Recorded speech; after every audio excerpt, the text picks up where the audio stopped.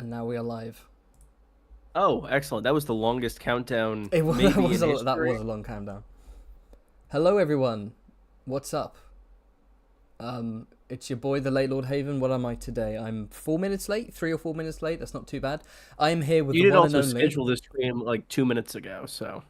You interrupted my dramatic Mm. introduction to you. I'm introducing you. You cucked your own Oh, shit. introduction. I did, yes. I could have scheduled this all day, in which case it would have had lots of people waiting and it would have been a big thing and a load of people would be pouring in now. But I did, in fact, decide to schedule it about 10 minutes ago. So that's how it is. How are we all doing? Welcome in. So today we are doing part two. Oh, sorry, yes. Quinn the GM is here. Hi, There we go. it me. We're doing part two of debating who survives A Song of Ice and Fire. If you want to see part one, it is, of course, on Quinn's channel. We got through, well, most of the characters, which isn't fair on me, because I'm left with the dregs, like... You don't have the dregs. You have I, like the main character and Theon and Stoneheart. I've got air on, man. Come on. Actually, I think I have more interesting thoughts on this group than I did the last group, in fairness. Yes, so what we did in the live stream is we had a bunch of POVs and we were basically alternating between POV characters. For example, look at where we put Daenerys and Brienne and Sansa and Samwell and so on and so forth. If you think any of these are placed in a weird spot, check out that other live stream. We did justify it, I think probably terribly, but there we go. But what's special about these streams is that we'll be taking your suggestions from Super Chats and Streamlabs donations. So we'll be going through the point of view characters, but if you have any character, major or minor, could be super consequential or could be like the most random side character, a Lannister guard in the cells or something, you can send it in and we'll add it to the lovely little quadrant here. You can send in that via Super Chats on YouTube, or you can go into the description where you'll find a link to Streamlabs and you can send in a donation which will appear on the screen. The difference is that Streamlabs ensures that 100% of your donation goes to me, whereas Super Chats, it's YouTube takes like half of it, which isn't great, but there we go. Right, well, I've got all the boring stuff out of the way. I think, Quindle the Gum, that we should begin with a POV character while we wait for the chat to suggest Okay. some more insane Well, I know options. there's one on here that I think we disagree with. So how about we start with that? Ooh, let's begin with that one. Who do we do? Oh, Barry. Oh, I feel like I've spoken so much about Barry the last few months just because of all my live streams and videos about the Battle of Fire and the real Barristan and stuff. Like so okay. Oh, where do I begin with Barry? So it's always hard to separate book and show, isn't it, in terms of I think Barry is dead? I do think he's dead. I don't think he's going to die during the Battle of Fire. My instinct is he will die after Battle of Fire. I think the show adaptation of his death... Well, you can't adapt a death that hasn't been written, right? But in the show, Barristan is shanked by a bunch of terrorists with kitchen knives in the street. The Sons of the Harpy. I think something similar might happen where he has a glorious success in battle on the field, where he wants to die, where not wants to die, but where he would happily die. Instead, he'll go back into the city, which has been fully taken over, fully cooed by the Shavepate, who will basically have his brazen beasts shank Barristan in the streets because he's a threat, right? So I have a suspicion D&D took the concept of this noble knight having an ignoble death in an alleyway and did something kind of disappointing with it. Whereas what I think we'll see in Wins is he'll go out, he'll win the Battle of Fire, he'll return, and then he'll be betrayed.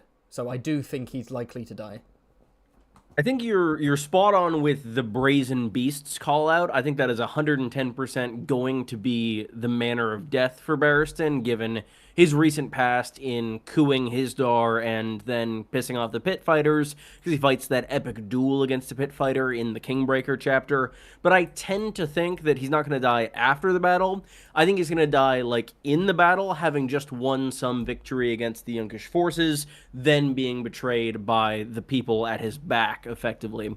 Primarily, my thinking on that comes from Barristan's chapter titles in A Dance with Dragons, which are very intentionally set up to mirror Sir Criston Cole, being the Discarded Knight, the Queen's Guard, the Kingbreaker, and the Queen's Hand, to mirror all of Criston's roles throughout his life.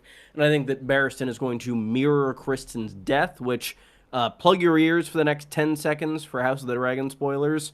But I think with this death being both in battle and ultimately fruitless, given the fact that the battle doesn't really end up mattering all that much anyway.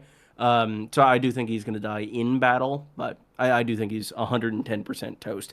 That said, if we're looking at the other axis here of wanting them to live versus wanting them to die, I don't know. We do need to clear out viewpoints at this point in the series. Yes, we do. And we have enough Daenerys coverage, right? Yeah, yes, and also with Tyrion in the vicinity. Yeah, and Victarion. And Victarion as well, by the way. Who I do think is actually, let's bring up Victarion here too, because I think these two's fates go together a little bit. Okay. Ooh, Barry and Vicky. Yeah, because I think my thinking on this and on the Battle of Fire generally is that we are going to get a viewpoint death at the Battle of Fire. I did go back and forth on which of these two it would be. These days, I am pretty confident that it will be Barristan, mostly because in A Dance with Dragons, near the end, we see Daenerys' admiral, I believe his name was Grolio, gets killed, and I think that that's kind of clearing the way for Victarion to take somewhat of a bigger role in the Daenerys camp.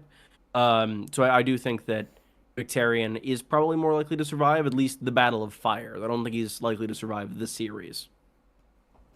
Yes. I think we both, what we agree on is basically early in wins, he's getting the chop. He had we got to look inside his head in Dance while Dany disappeared. I suspect he was never really planned to be a POV character until the complex writing of Feast and Dance, where George went, you don't need to suspect that. That is confirmed. Oh, it's confirmed that he was like, oh, I need someone here. So we got to go inside his head, we got to learn about him, and yes, he is no longer needed, so yeah, he will be swept aside, whether it's in battle, as you say, betrayed, or whether he's betrayed within the walls of Meereen, like what happened in the show. I would like to... Do you want him to live? Want him to die? What do you think? Yes. Ooh. I mean, okay, so from a meta perspective, there are too many POVs, and of all the ones to be cut, I wouldn't be mad at him being cut. I wouldn't be mad at Barristan being cut out because there are lots of people, and he is cool, but like, I don't know, I guess he's served his purpose. Like, if he were to, all the theories about he will flee and join young Griff's Kingsguard or something, so I know, Which is bullshit. Yeah, is he just gonna keep like doing the same thing over and over? Like, he'll get a bit silly. Joining new monarchs to side with. I'm gonna say, yeah, I think he had a good little run, and he is cool, and I don't want him... Okay, I don't want him to die in terms of when I was reading the series for the first time, at no point... Excuse me. When I was reading for the first time, at no point was I like, oh man, I hope Barristan dies. Like, I want him to live because he's cool. And, again, I don't get too meta here in terms of, like, does the character deserve to die? Like, not really, no. Like, I don't know. I kind of want to put him in, I want him to live. You know what I mean? I'm trying to balance the meta of it makes sense to cut down characters versus... And the fact that he's, there are more interesting POVs versus he's like a good guy and, he doesn't deserve to die in battle or be betrayed. I'm trying to think of worlds where I could think of a satisfying narrative end for Barristan Selmy that isn't him dying somehow, given that he's like 200 years old. I think. Oh yeah, he's not even okay. Let's say that we're wrong and he just stays as Dany's Lord Commander.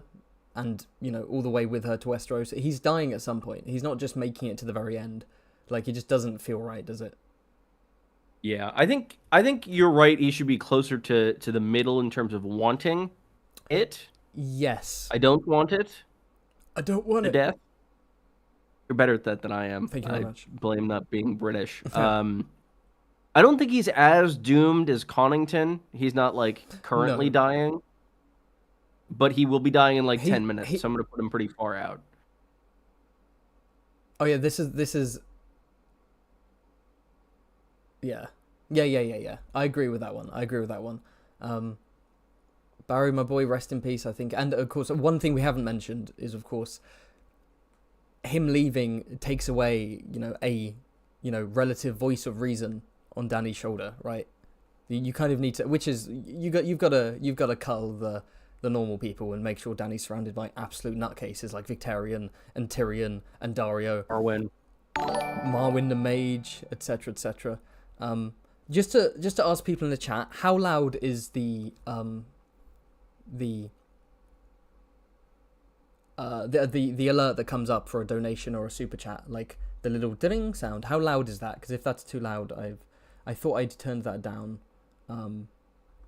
Yeah, but yes, there we go. Shall we quickly do Victarion before we move on to a couple of super chats? I'd say so. Because Victarion, I do think, is likely to survive the Battle of Fire, but there's no way in hell he's surviving like the entirety of the series. What is an ending for Victarion, like besides dying in battle? He's not gonna like go and have like a farm or something. Well, I think so. He's definitely dead. Master of Ships for King Bran. Imagine that was in the show. Victarion just appears in the last scene.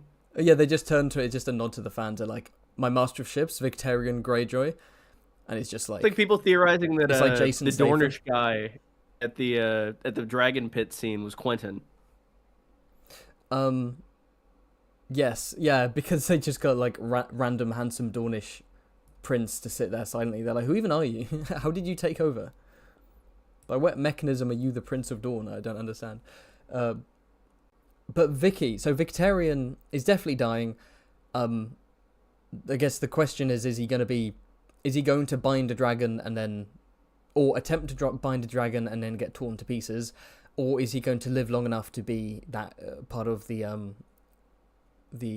cadre of kind of villains coalescing around Daenerys who will lead her to Westeros and maybe push her down a Mad Queen arc or something similar, and then inevitably have some kind of doom. Because we know from the original notes that those leaked notes, Victarion was supposed to die in twice.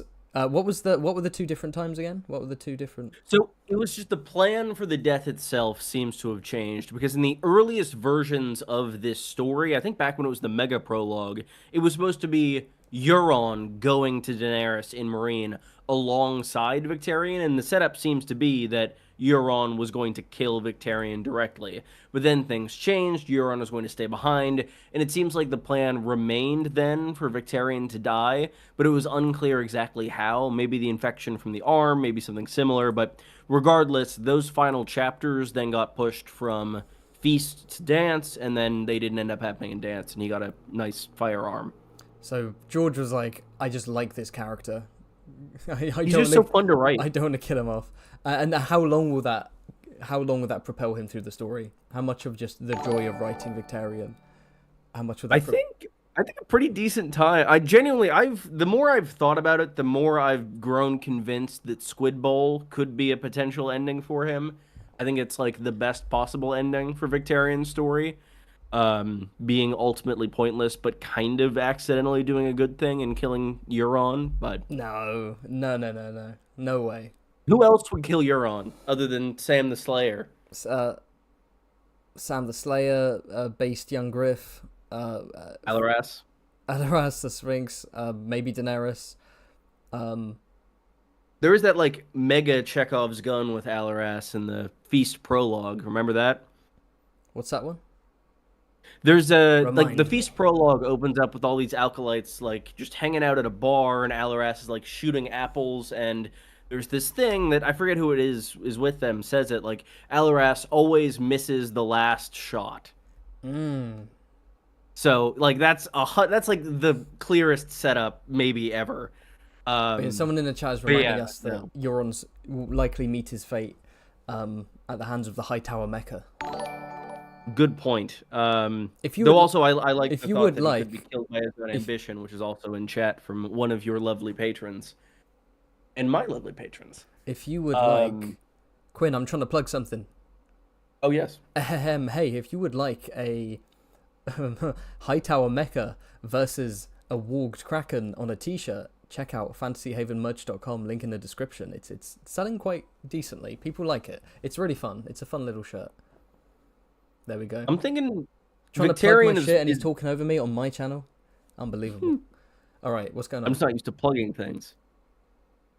Don't you have a Patreon? I've mentioned it in maybe like 5 I've videos. never I heard keep you talk forgetting about it. to- You never talk about it. Yeah. A little under the radar. All right, Vicky. So I think he's guaranteed dead. We both believe he's no way he's making it. There are so many important POVs. He's not making it to the end. He's 100% dead. He's like John Con levels of dead, in my opinion. I don't think he's that bad. Okay, well, no, in the sense that no one is above John Con. No one is beyond John Con because he literally is dying of an illness, an incurable illness. Correct. It could be cured Well, yeah, Sam Tarley. by Sam. No, he's so doomed. He's so doomed. He's more than Barristan, in my opinion, more than Barry. Really? Yes. What, living to the end of the series? Absolutely Victarion. He deserves a peaceful life. A peaceful life? What do you mean? He's Doing just what? he's a kind soul, you know? Just chilling on a farm like Thanos? Yeah, Like exactly. in Endgame where Thanos is like half of his body is fucked up and burnt. That's Victarion with his hand. That's actually quite accurate. He's just like, what is he cooking? Big old pot, thrown in some squids. What do you think of my current Victarion placement? Would you amend it? So I mean, I think if we're doing I want them to die in terms of it's hard, isn't it? Because he deserves to die 100%. He deserves to die more than Varys, arguably. Just the whole burning the slaves on the ship for a sacrifice thing. But in terms of wanting them to die, no, because he's so much fun. But the karmic justice wins out over how fun of a character he is. I'd say want them to die. I mean, he kind of belongs near the bottom, if I'm being honest. Yeah. Shall we just go halfway? Shall we go halfway Yeah. with he deserves to die, but he's really fun? I'm gonna put him between Varys and Jaime, I think. That's an interesting image. Yeah. All right, I've had so that dream. I am going to have a look at some very lovely super chats and donations. So first off, I've already seen one. thank you for the Streamlabs donation from Coleshot, one of my patrons, who says, "Where are you going this Baseborn campaign?" I love how you've given me a tip to ask me what I'm doing on like a private Discord server that's got nothing to do with this live stream. Like, you could just message me on Discord. I'm not actually, I might as well answer. I'm not doing anything this campaign. I've decided to skip this one because there's lots going on in my life. But thank you for the tip, Coleshaw. I appreciate it. Thanks for the super chat from, thanks for the Streamlabs tip from Peyton Marsh, who says, "Forgive if you've already mentioned Danny's Dragon's Fates. Also love your content. Ooh. First live." Thanks so much. And yeah, your first live, that's fun. I've skipped a couple of them to go to that one because Dragon Fates. Do we want to do Dragon Fates? Well, you've already got them up there. There we go. This is an interesting one. I don't want to spend too much time on the dragons, but shall we say Viserion is probably cooked? Yeah, I think so. Because even before he got sniped out of the air by the Night King in Game of Thrones season 7, people were always saying if any dragons are going to die, it's going to be Viserion, or if any of them are going to get turned into white, it's going to be Viserion, or if any will be ridden by blah blah blah. Like, because Viserion is because he's named after Viserys, who is the nasty brother. He's like, there's, at least naming wise, he's sort of like the black sheep of the trio. I tend to think that the general trajectories of the dragons that we saw on Game of Thrones are going to be fairly accurate. Not necessarily that Viserion is going to become a white or White Walker or whatever he was.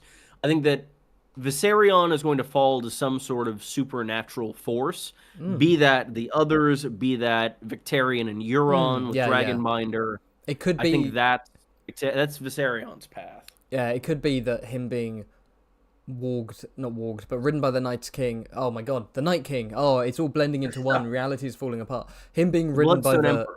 him being ridden by the Night King was a D&D substitute for Euron taking him over, because they were like, it doesn't make sense for show Euron. Oh, excuse me, sorry. I'm so sorry. That was sense. oh, there's a burp.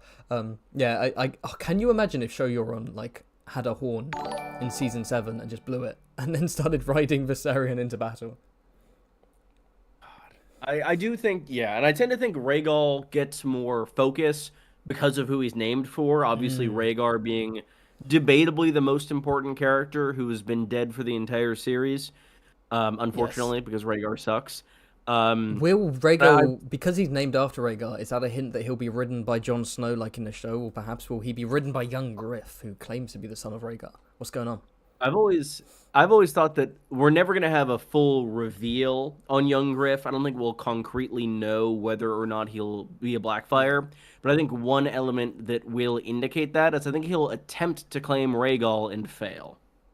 Yeah, I think the only person who's had a full reveal of young Griff is Septa Lemore, if you remember our previous live stream. I don't. She's training him in the ways of the Kama Sutra. Oh, Christ. Yeah. Holden Half Halfmace is teaching him poetry, Rolly Duckfield's teaching him swordplay, and Septa Lemore is teaching him a different kind of swordplay. Also swordplay. To make sure that he's fertile, otherwise he'd be a useless king, right? That's why she has stretch marks, she had his kid. Right? All right, where are we placing dragons? Okay, so Viserion is cooked. Likely to die. In terms of want them to die, I think I'm neutral on all three. Yeah, I'd agree. I think these can be in the middle. Viserion, I think, want them to die. Yeah. Mid likely put. Wait, I can't see him. Oh, put him on. No, put him on the. You don't want to put him on the line next to Aereo. No, only Aereo can be on the line. Well, we can't. I mean, you want Viserion to die more than Zaharis Harlaw, the Knight of fucking wherever?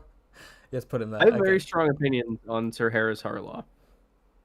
Me too, which is why I can remember where he's from. Grey Garden, Knight of Grey Garden, there we go. And Lord of one of the Shields. Grimston, Lord of Grimston. Rhaegal, I also think, is likely to die. Yeah, I would put, like, if I'm being... Yes, this is... Yeah, I agree. See, now we're saying that we'd rather Rhaegal die. We'd rather Rhaegal live over Viserion. What's the difference? They're all kind of the same. Vibe. I actually like Viserion more. Yeah, we should be ranking them on color, to be honest. Yeah. The gold is just so cool. I wish they did that on the show. Oh, are you telling me you didn't like the blobs of grey on the show? The grey and black That is dragons. one element of House of the Dragon that has fully and completely just been a straight upgrade. Yeah. Hey, Hot D, though. The dragons look cool on Hot D. Yeah. Right, Drogon, what's going on? Is he going to live or not? Because my instinct before Season 8 was, I suspect all 3 dragons are going to die, right? Like, I feel like if Dany is doomed, I think the dragons are doomed. But Drogon living and carrying Daenerys' body away and just kind of maybe flying off to Old Valyria, it could be something from the notes. Maybe. I don't know. I tend to... I go back and forth on whether or not I think Dany dying is a note from Martin. I tend to think it isn't. But I could see one of the dragons surviving being some sort of note. No, wait. No, Dany dying is a... Of course that's a note from Martin. That would be... No, it's not. They said it was their idea. We talked about this last stream. No. I thought it was their idea for Jon Snow to kill her, not for her to die. No, I think they said it was their idea, and it wasn't clear which they were referring to, but as far as we know on notes from Martin... There is no way... Dany dying is not one of them. No, I don't believe... we did have this chat. I remember it going differently. I'm probably wrong here. I thought it was they were like... His plan is for her to die at the end, and they were like, hey, let's have Jon do it. Let's have them fall in love and then have it be a tragic thing where Jon does it. I'd be very surprised if they just randomly went, hey, let's kill Dany, when that wasn't in the ending of... If George's end notes are Bran takes the throne, what is Dany doing? Oh, I guess going home to the House of the Red Door. and Yeah, finding that peace. was where we ended our conversation. We literally had we were this talking about, like, conversation. yeah, what's an ending for Daenerys that The works that senile Lord isn't death? Haven. Yeah, no, because that's the thing. Like, they did talk about the notes they got from Martin. Like, they very specifically talk about, like, the three things: Hodor, Bran being king, Stannis burning Shireen. I think if Daenerys dying at all, regardless of whether that's by Jon Snow's hand, was among those notes, they would have used that, because I think they probably did, or at least should have known what a shit show her death was going to be in terms of fan response. And if Oh they boy. had a way to blame it on somebody else, they absolutely would have used that shit. It was very odd that they said that the Shireen death was George's idea. Like, I wonder if they had his permission to reveal that or not. Because if I were George, I would have been like, "Don't say you got this Yeah. from me. Just say it was like just say, we just Yeah. yeah." Like, And that is also, yeah, that's an didn't example of need to- exactly that. I think Oh. Shireen's death was something that they were worried about fan outcry from, so Yeah. they used Martin as kind of a fire shield. Yeah, where I'm sure it would have been way better if they just been like, "Yeah, this is the direction we went in," and George could have been like, "Well, I'm not going to reveal what happens in the future," but like outright saying, "Oh yeah, this happens." George was like, "Oh shit, okay, well that's a massive spoiler then." Yeah. Yes, so Drogon, he's more likely to live than the other two, and that's mostly because of the show. Why did we even debate Daenerys? We're talking about a dragon. We'd be like, there. Yeah, yeah, yeah. Again, if I were in control, I'd be putting them right on the line. But you want Aereo to have his No, his he's lovely a perfect text, and his- he can't be. Aereo grilling in the middle. Just wants to grill. Yeah. Again, the more names come on here, the more hilarious of a political compass this is. Shout out to Walder Frey. Walder Frey, the tech bro, the Silicon Valley billionaire Walder Frey. What? down in the bottom right. Full on ANCAP. Let's go. Well, when you think about it, charging the toll for the bridge, he is a bit of an I entrepreneur. guess so. Well, that's his ancestors, but you could say that about a lot of rich people. But actually, statistically, not most modern billionaires interested. Anyway, what's going on? Okay. Oh, quick tip related to the dragons. Thank you for the super chat from Inquisitor Thomas, who says Viserion will become a monk on the Lonely Isle. Ah. Big if true. Which one is the Lonely Isle? There are so many isles of faces. I think they were trying to say the Quiet Isle, because that's where the Hound goes. Isn't Lonely Isle isn't that a band? Lonely Light is an island. That's the yeah. furthest west point. Yeah, Lonely Light is the House Farwind. They don't have monks there. The Ironborn. Oh, in that case, there's probably the Quiet Isle. Yes, Viserion. At the very end of the series, Brienne is going to return to the elder brother and be like, "I am now Lady Commander of the Kingsguard, of King Bran the Broken, and I just wanted to say thanks for helping me all those years ago." And there'll be a suspiciously large gravedigger, the size of like a sept, being like, Really good at digging graves, then. It's like, what's that sticking out its butt? Just swinging side to side. Digging graves with like a forked tongue. Like, hold on a sec. Why is that shovel like big and red and forked? What the hell? Where do we want to go next? Right. What are we thinking? Let's do POV character next. Great. I picked Barristan and Victarion, so your pick. We've done Barristan and Vicky, so let's move. Let's say I think we should do the Greyjoys in one swoop. So let's save the Greyjoys for now because we've just done a Greyjoy. Alrighty. I said save them for now, you bastard. I said save them. Oh, save them for now? I thought you were saying like. Oh yeah, no, save we'll them do as now. in save them for now, as in save them for later for now. Okay. It wasn't. Sure. So yeah, let's just so we can do some fun zipping back and forth from POV to suggestions from the chat. Let's do Ariane. I'm feeling Ariane right now. Not in real life. I wish I was. But there we go. How's she doing? She's in a really weird spot for me in terms of survival because, like, by all metrics, she seems like a character who should survive. She's kind of in the class of character of like a Sansa or an Arya or a Bran, of being one of these like kids who are coming into their own as whatever they're trying to do. In her instance, a schemer, almost like Sansa, though she is a bit older and taking a bit more of an active role at this point. The main thing that could cause her death is the fact that she is currently headed to treat with the Aegon camp. She's very likely to marry Aegon, is my thought, and I think that most of that group of people is probably going to be doomed to explode. Yeah, whenever you talk, I feel like I'm in a jury. What? Oh, yeah, that's good. I feel like a juror. I feel like you're convincing me of something. I don't know what. This man I've gives, got 1 year this man left. gives speeches when he gives his opinion. I'm like, what's there left for me to say? Yeah, what do you think of Ariane? Yeah, I feel like I haven't heard you talk about Ariane much. 10. Well, yes, that's a given. Oh, you mean her We fate? all read The Soiled Knight. Okay, so, Ariane, right? I think she's more likely to die than not. I see her as a doomed character because I do see her linked in with young Griff, and I see young Griff as a doomed character. I know at this point it's almost become like the concept of Ariane and young Griff marrying is almost like rejected by the fandom in that kind Yes. of it's too obvious way.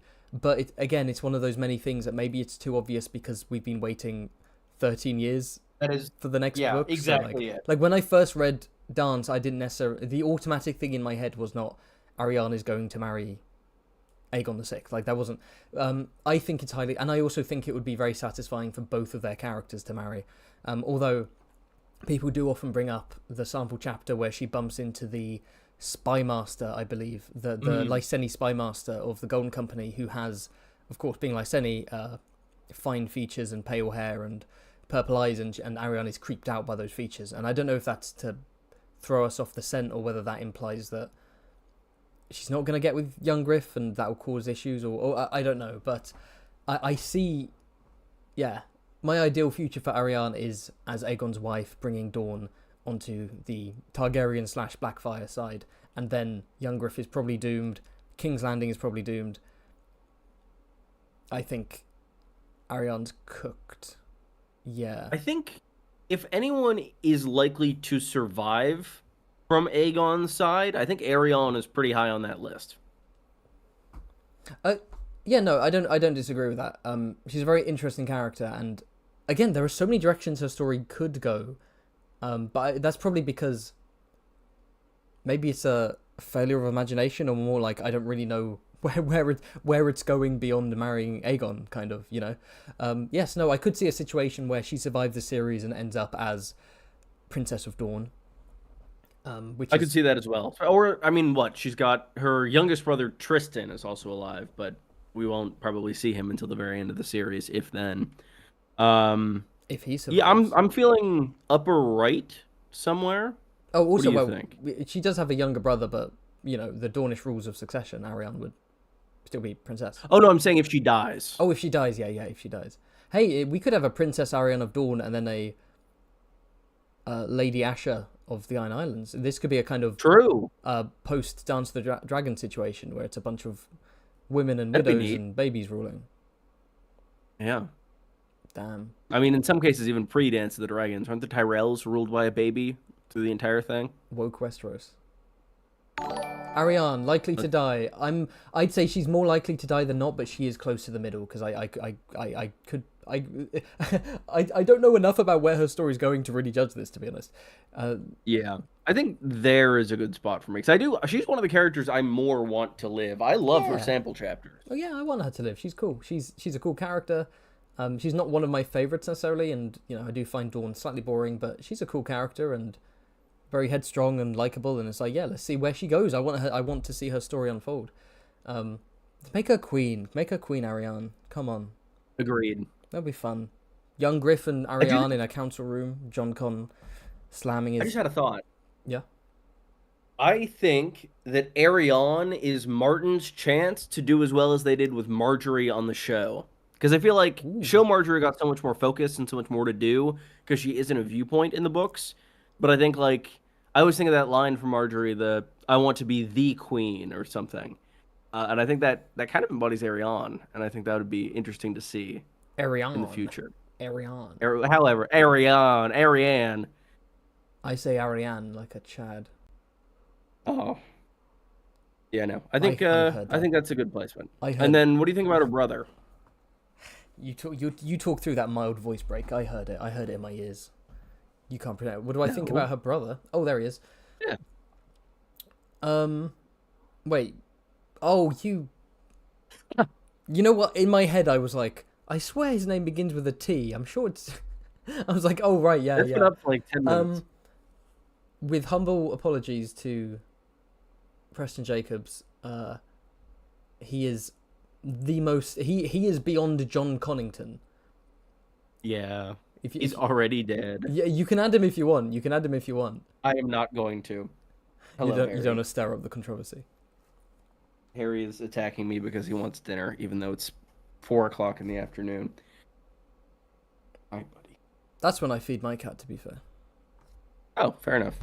If I fed him at 4, he would wake me up at 4 in the morning. So You know what? I am that. woken up very early by my cat. Maybe I need to reconfigure this. Maybe I need to reconfigure the meal times. Okay. There was one super chat that I thought was a super cool call out that I did want to discuss, if that's okay with you. Okay, go for it. From Pioneer 10, thank you. Hoster Blackwood, who is one of my favorite, like, super duper minor characters who only appears for, like, a page or two. I'm trying to remember. I did do a Blackwood Bracken video back in the day. Hoster Blackwood. Is he the Blackwood who sent to King's Landing as a hostage? When?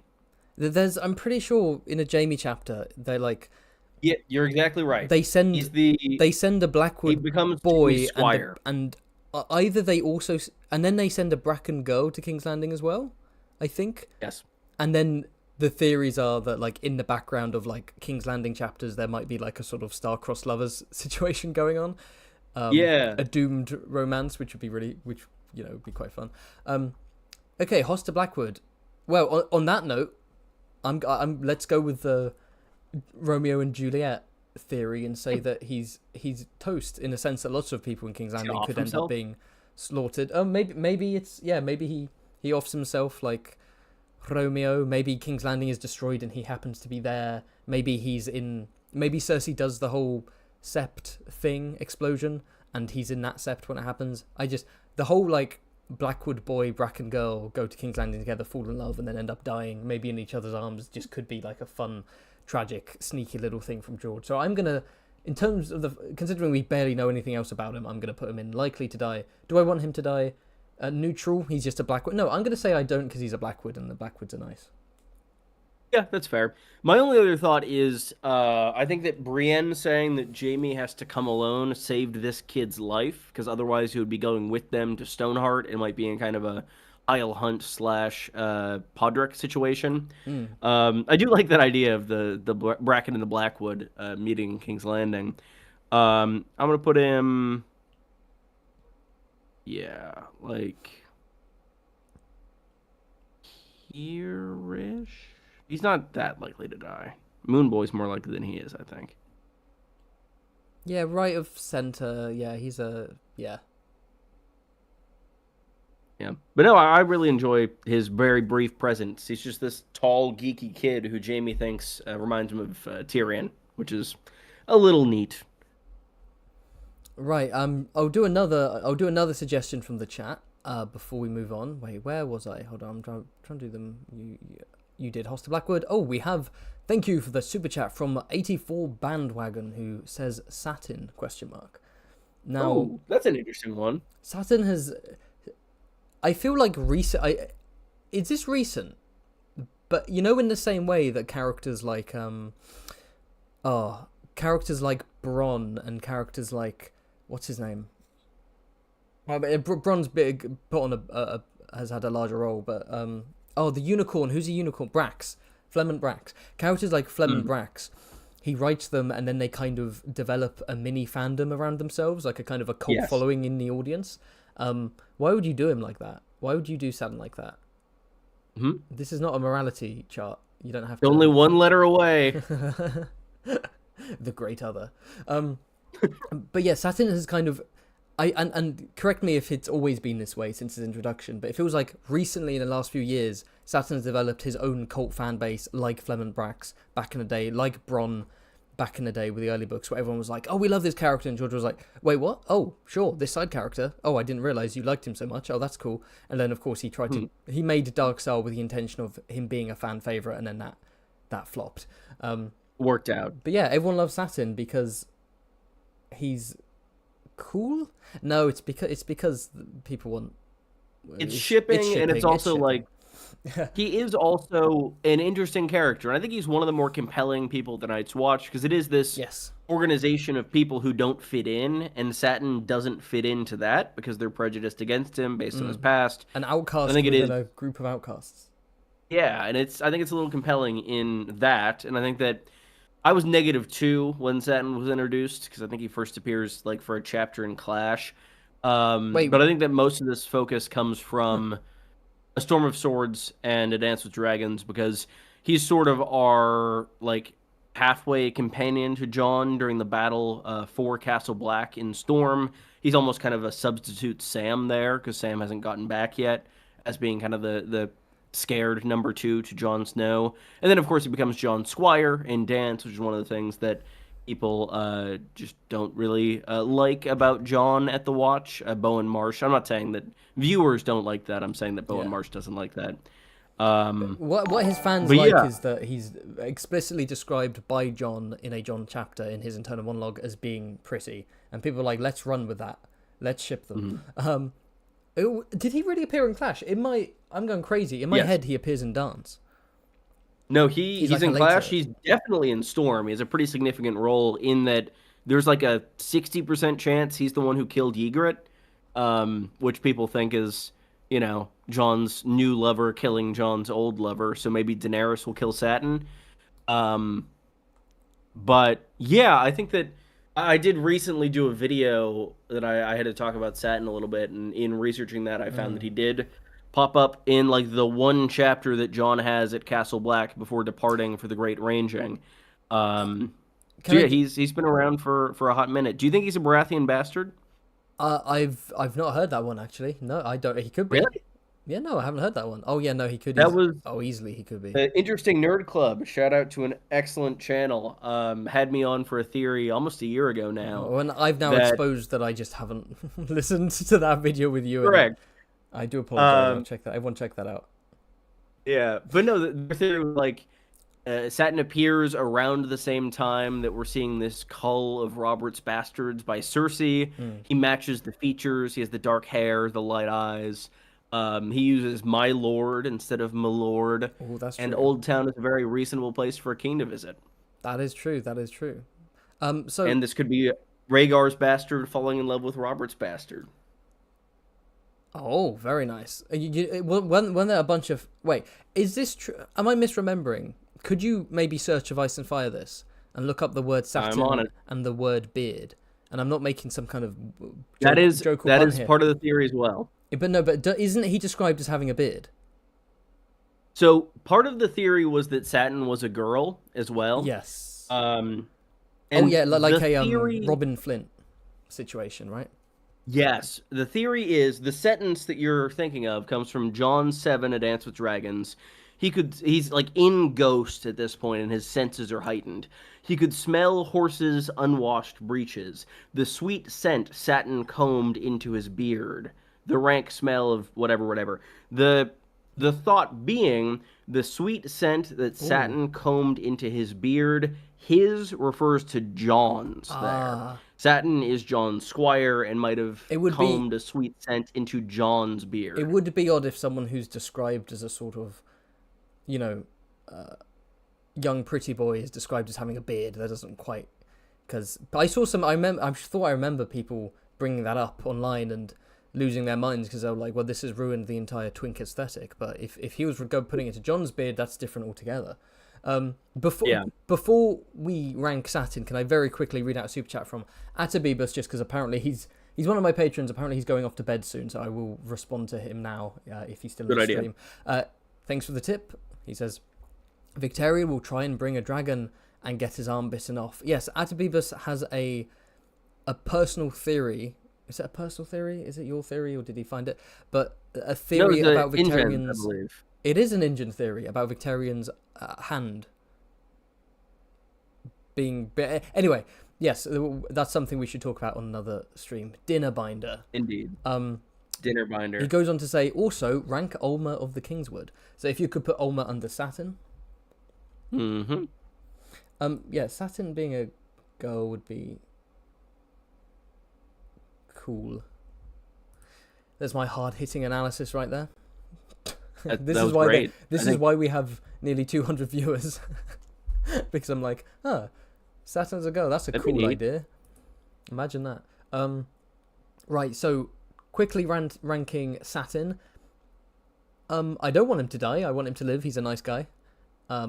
I think he is also likely to live, personally. Yeah, I don't get any... You know, there are certain characters where they're just kind of death flags around them. I don't really get that with Saturn. Yes. I will say that anyone who is a member of the Night's Watch is probably not super safe. I don't think he's super duper safe. I'd put him slightly further to the right, but I do think... I think he should stay in the likely to live, just because I don't get the impression he's going to get wiped out, and we don't really know what the fate of the Night's Watch is 100%. Because in the show, it's like one chunk of the wall is broken open, and then the Whites march through. Then everybody else is like fine. Yeah. Ulmer of the Kingswood. So Ulmer is used to be an outlaw in the Kingswood Brotherhood, which was run by Sir Miles Toyne. No, not Miles Toyne. Sorry, that's the Golden Company. I was gonna say, don't slander my man like that. Simon Toyne. Sir Simon Toyne. And you know, his lieutenant was the Smiling Knight, who's basically like the Joker as a knight. And Ulmer was one of these characters, and he was an archer, and he's one of the few survivors of this band of rogues and outlaws, and he's been sent off to the Night's Watch. And so when we meet him in John chapters, he's just like an old man with grey hair who's teaching people how to do archery. I will say something about him being an old man in the Night's Watch. In my head, that makes him more likely to die than Saturn, and especially him being a former outlaw, like and also just being a side. Like Saturn has a bit more of a character. Ulmer is just like an old guy. You know how there's like a whole bunch of Night's Watch members who just have fun little traits, but they're kind of hanging around the background. In terms of want them to live or die, I mean, he's a criminal. He's not the worst criminal in the Night's Watch, but he's not just like an innocent Saturn. So let's put him in want them to die because he's a... Honestly, I think in terms of criminality of the Night's Watch, being a part of that brotherhood, the Smiling Knights, that's up there, honestly. That's not too... Yeah, to be fair, the impression we get of the Kingwood Brotherhood, is not of some sort of super brutal Lady Stoneheart bandit. It's more of a kind of... Almost like a kind of... somewhere in between Lady Stoneheart brutality and between the sort of Robin Hood vibe of the Brotherhood Without Banners. Somewhere in between there. I don't know if he was a murderer, but it seemed more that they were like highwaymen. And isn't there something weird about Ulmer? Isn't there something about like would he like force a kiss on the women he stole from or something weird like that, or did I make that up? Let me see here. Yeah, that makes things a bit more sus than just generic highwayman who steals from rich people. He claims he once put an arrow through the hand of Sir Gerald Hightower, Lord Commander of the King's Guard, in order to steal a kiss from a Dornish princess, presumably Elia Martell. Oh, so he also stole her jewels and a chest of coins. Oh, cool. So he assaulted Elia Martell. Nice. Maybe. That's what he claims to have. Yeah, that could easily be a bullshit brag, but that's not a great brag. That's not. No, that's a weird thing. That's a... What's the phrase? That's a weird...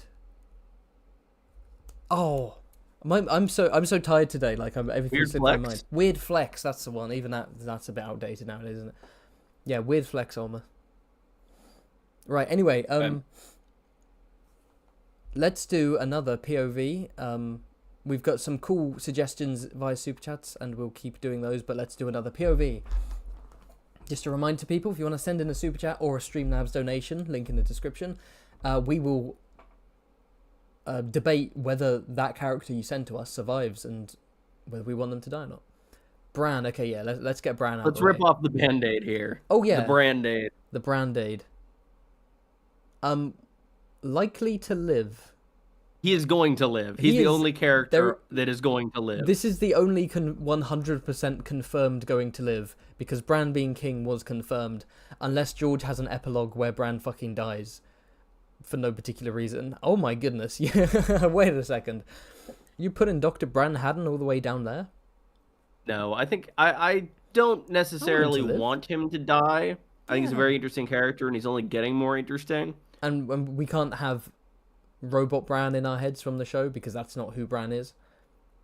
The Yeah, show I'm gonna Bran put him really like tainted the middle. book Bran. I didn't want to talk about Bran just because I'm in my head I associate him with being boring, but I think that's mostly just the show where I'm he gonna lost his I'm gonna move personality. Butterbumps a little further. I don't know why we were so certain that he was going to live. I think it was because he's in High Garden and we're like, High Garden's probably Oh, safe. that's fair. But Braun's right there. You never know. Hey, coincidence? Yeah, Bran is 100 in the same way that John Con is confirmed dead. Bran is confirmed alive because he's literally going to be the king. And Yeah. yeah, I want him to live too. I don't want him to live as much as some of the other characters I'm more invested in, but like Bran, I do want Bran to live. Wait, hold on, we can't say yeah. He's more than Marjorie Tyrell and more than John because John could have a satisfying death. I think was our Yes. justification. Whereas Bran is like a kid and also like the main character. Yes, kind of the main character. Interestingly, even though he First chapter. doesn't feel like the main character. I wonder if when he wrote the books initially in his head it was like number one main character Bran and then second main characters, almost like secondary mains, were Dany and Jon and Tyrion, and then it keeps going down and down the pyramid, but the very top is Bran, because that's very odd to me. Um, I don't know. The initial letter pitches just like the five main characters, and I do think that like Bran having the first chapter that is a little special. I will cede that. But I think it more signifies him having the most important role at the end of the series, if I had to guess, or like being the last chapter, someone in the chat, more than like general importance. someone in the chat said 200-page mega epilogue chronicling the rule of good King Bran and his next 6 heirs. Huh. Oh, that brings me to a good point. I forgot to see if you'd responded to it that I mentioned in a Discord. I think yesterday or something. We were talking about Blood and Fire. I think it was on my Discord. Oh yes, And you were saying that you think that would be like easier to finish than Wins. yes, without question. I wholeheartedly disagree. I feel like What? Nah, no way. it's so much harder than Fire and Blood because Fire and Blood, not only is it so many fewer monarchs, it's only like 7, I think, compared to the other 13 or 14, I think. No, that is a good point. There's a way more there. It is not evenly split down There's the also middle. the fact that like half of Fire and Blood chronologically is Jaehaerys's reign, in which nothing happens. And the hard True. parts of Fire and Blood that were already written prior to him actually sitting down and writing Fire and Blood were already produced for short story anthologies. He already had all of the Dance of the Dragons, he already had Aegon's reign from the World of Ice and Fire, and he already had Sons of the Dragon. So I think all of these things make it so that like Blood and Fire is going to be a lot more difficult to produce than I think people are giving it credit for, and I also expect it to be probably about 50% longer than Fire and Blood just to cover all of these events. I mean, you've made a very compelling argument that Blood and Fire will be harder to write than Fire and Blood. You have not made a compelling argument that it will be harder to write than The Winds of Winter. Those are two Maybe separate that's things. I've been looking for a video to do for like midweek next week. Maybe that's what I'll do. I need to make my case on that because I think with the Winds of Winter, at this point, it's a boulder rolling downhill. There's so much of it already written that I feel like I don't know. I think that there is some benefit to working on both simultaneously and being able to switch back and forth if you grow dissatisfied with one. But I think just being that much closer to completion on Winds has to account for something, especially given the fact that I tend to think that Winds is going to get split. Yeah, I don't know, man. Blood and Fire. I think I mean Ryan Condal has said he's read a bunch of it already. Like he said this years ago. He was like he'd been given. What? Yeah, like while season I think one he was. got like the notes, and he has the World of Ice and Fire. I suspect if George sat down and wanted to crack out, I think the reason he wants to release it after Wins isn't because it will be a hard thing to get through. I think it's because it will include stuff that might be maybe spoilery for Wins, and he'd rather write it afterwards. Yeah, I do. I mean, it's unquestionably easier to write than Wins on the whole, like a Wins that hasn't been started yet, but a Wins that is That needs to be far finished. along as it is, however far that is, I think I will mean, be. maybe, but I don't know. I suspect if Wins suddenly disappeared, and he had to work on Blood and Fire, there wouldn't be a big waiting game. I think it would be out. I think something's going I on think it with would Wins. be 5 years at the soonest. Oh, that's ridiculous. That's ridiculous. To be fair, Wind is already done, and he's going to announce it at Comic-Con, right? And you'll be there. You'll be there at Comic-Con wearing a big purple Quinn the GM t-shirt so that people can recognize you and you can actually take selfies. It is my my birthday is tomorrow, and my mom got me a Quinn the GM jacket. Yo. So I might be wearing that. Oh, I'm imagining like a big purple like college sports jacket that you Americans have with the like a Letterman. Yeah, Letterman jacket, just Quinn the GM. Yeah, I don't know. I haven't seen it yet. It's still in the mail, so we shall see. Very exciting. Yeah, but that's Bran. Who we got next? Right. Shall we? Ooh, okay. Shall we do Davos just because he's at the top?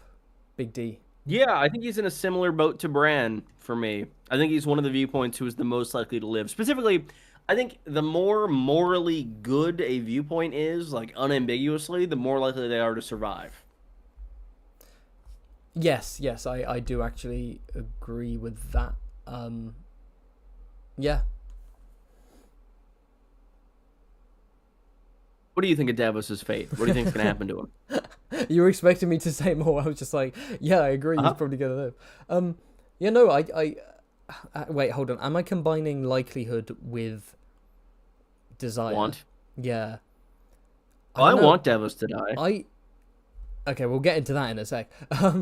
Yeah, no, again, Davos doesn't give me death flags. He could die. I wouldn't rule it out.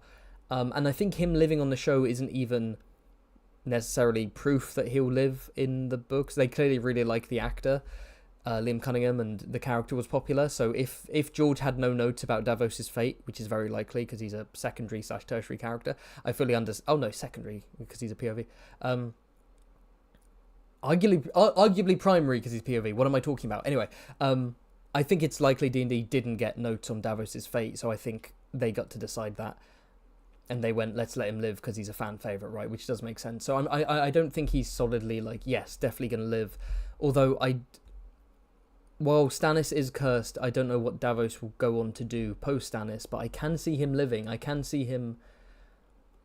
What does he do post Stannis? So much of his personality is tied up. That was exactly my point. It's tied up with Stannis, and in the show, their answer to that was, just have him rally behind a new leader, Jon, although that was always very forced and unexpected. I don't really know where it came from, where the simpery came from. Whereas in the books, it's like, I don't know, does Davos need to basically die with Stannis as like a kind of... No, I was thinking about this. I was kidding when I said I wanted Davos to die. People think that I do because I ranked him like 15th in my viewpoint ranking. Ooh. I mean... But I think ideal like ending for Davos for me is... after Stannis dies, he just like goes south to Cape Wrath and retires with his family. His chapters are kind of boring, aren't they? Even though they include great characters being interesting. My thing with Davos is every book in which he appears, I have at least one major problem with his chapters. In Clash, it's a combination of two things. I think none of them are better than the Crescent prologue, as well as the fact that I feel like he kind of has this almost Areo Hotah thing going on in his first books, where he obviously has more characterization than Hotah in Clash, but he is just kind of watching events happen around him.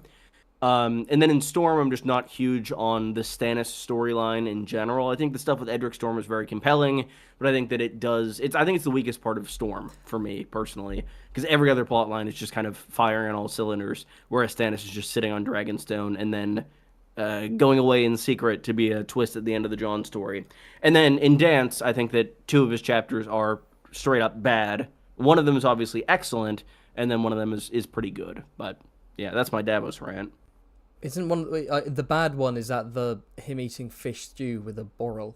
He has two bad ones, and it's the fish stew, and it's he has a chapter that is. He has 4 chapters in Dance. His first one is fish stew. His second one is just exploring White Harbor. Just like on his own, and he doesn't even like. He doesn't meet the Manderleys until his 3rd chapter. Wait, the him arriving at White Harbor doesn't lead into the confrontation with Wyman and the Freys and so on. There's a chapter between, yeah. What? Yeah, Yeah, I it's don't just him like walking around White. It's man. nice. It's good like world building, and it's neat to see him like That could have been as one the chapter common though. man that he is. But it's nothing. Yeah. Oh god damn it, George! You need a. It is a ponderous writer. What can I say? Do you think that the fan love of Davos is one of those similar to Tywin is massively influenced by the show? Because in the show he is so charismatic and likable, No. whereas He is, and I love the actor. Cunningham yeah, kills it at every turn. I do think that this sort of enduring love for Davos, at least it seems like it's been there in the books, removed from the show. Um, yeah, and like all of the talk I see around Davos, complimenting his chapters and arcs and whatnot, a lot of that is focused on stuff that isn't necessarily. Well, if it is in the show, it's not very much focused on like the what is the life of one bastard boy against a kingdom, everything.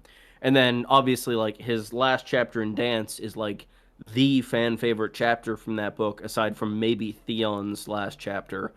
Um, so yeah, I think there is love for Davos beyond what there is for book Tywin. yeah, yeah, yes. That was a little Helen. clap. I was gonna get the Discord clap up, and I realized the time it would take to get that up Where would just have a really long awkward silence. Yeah, okay, let's place him then. I agree. He has not been.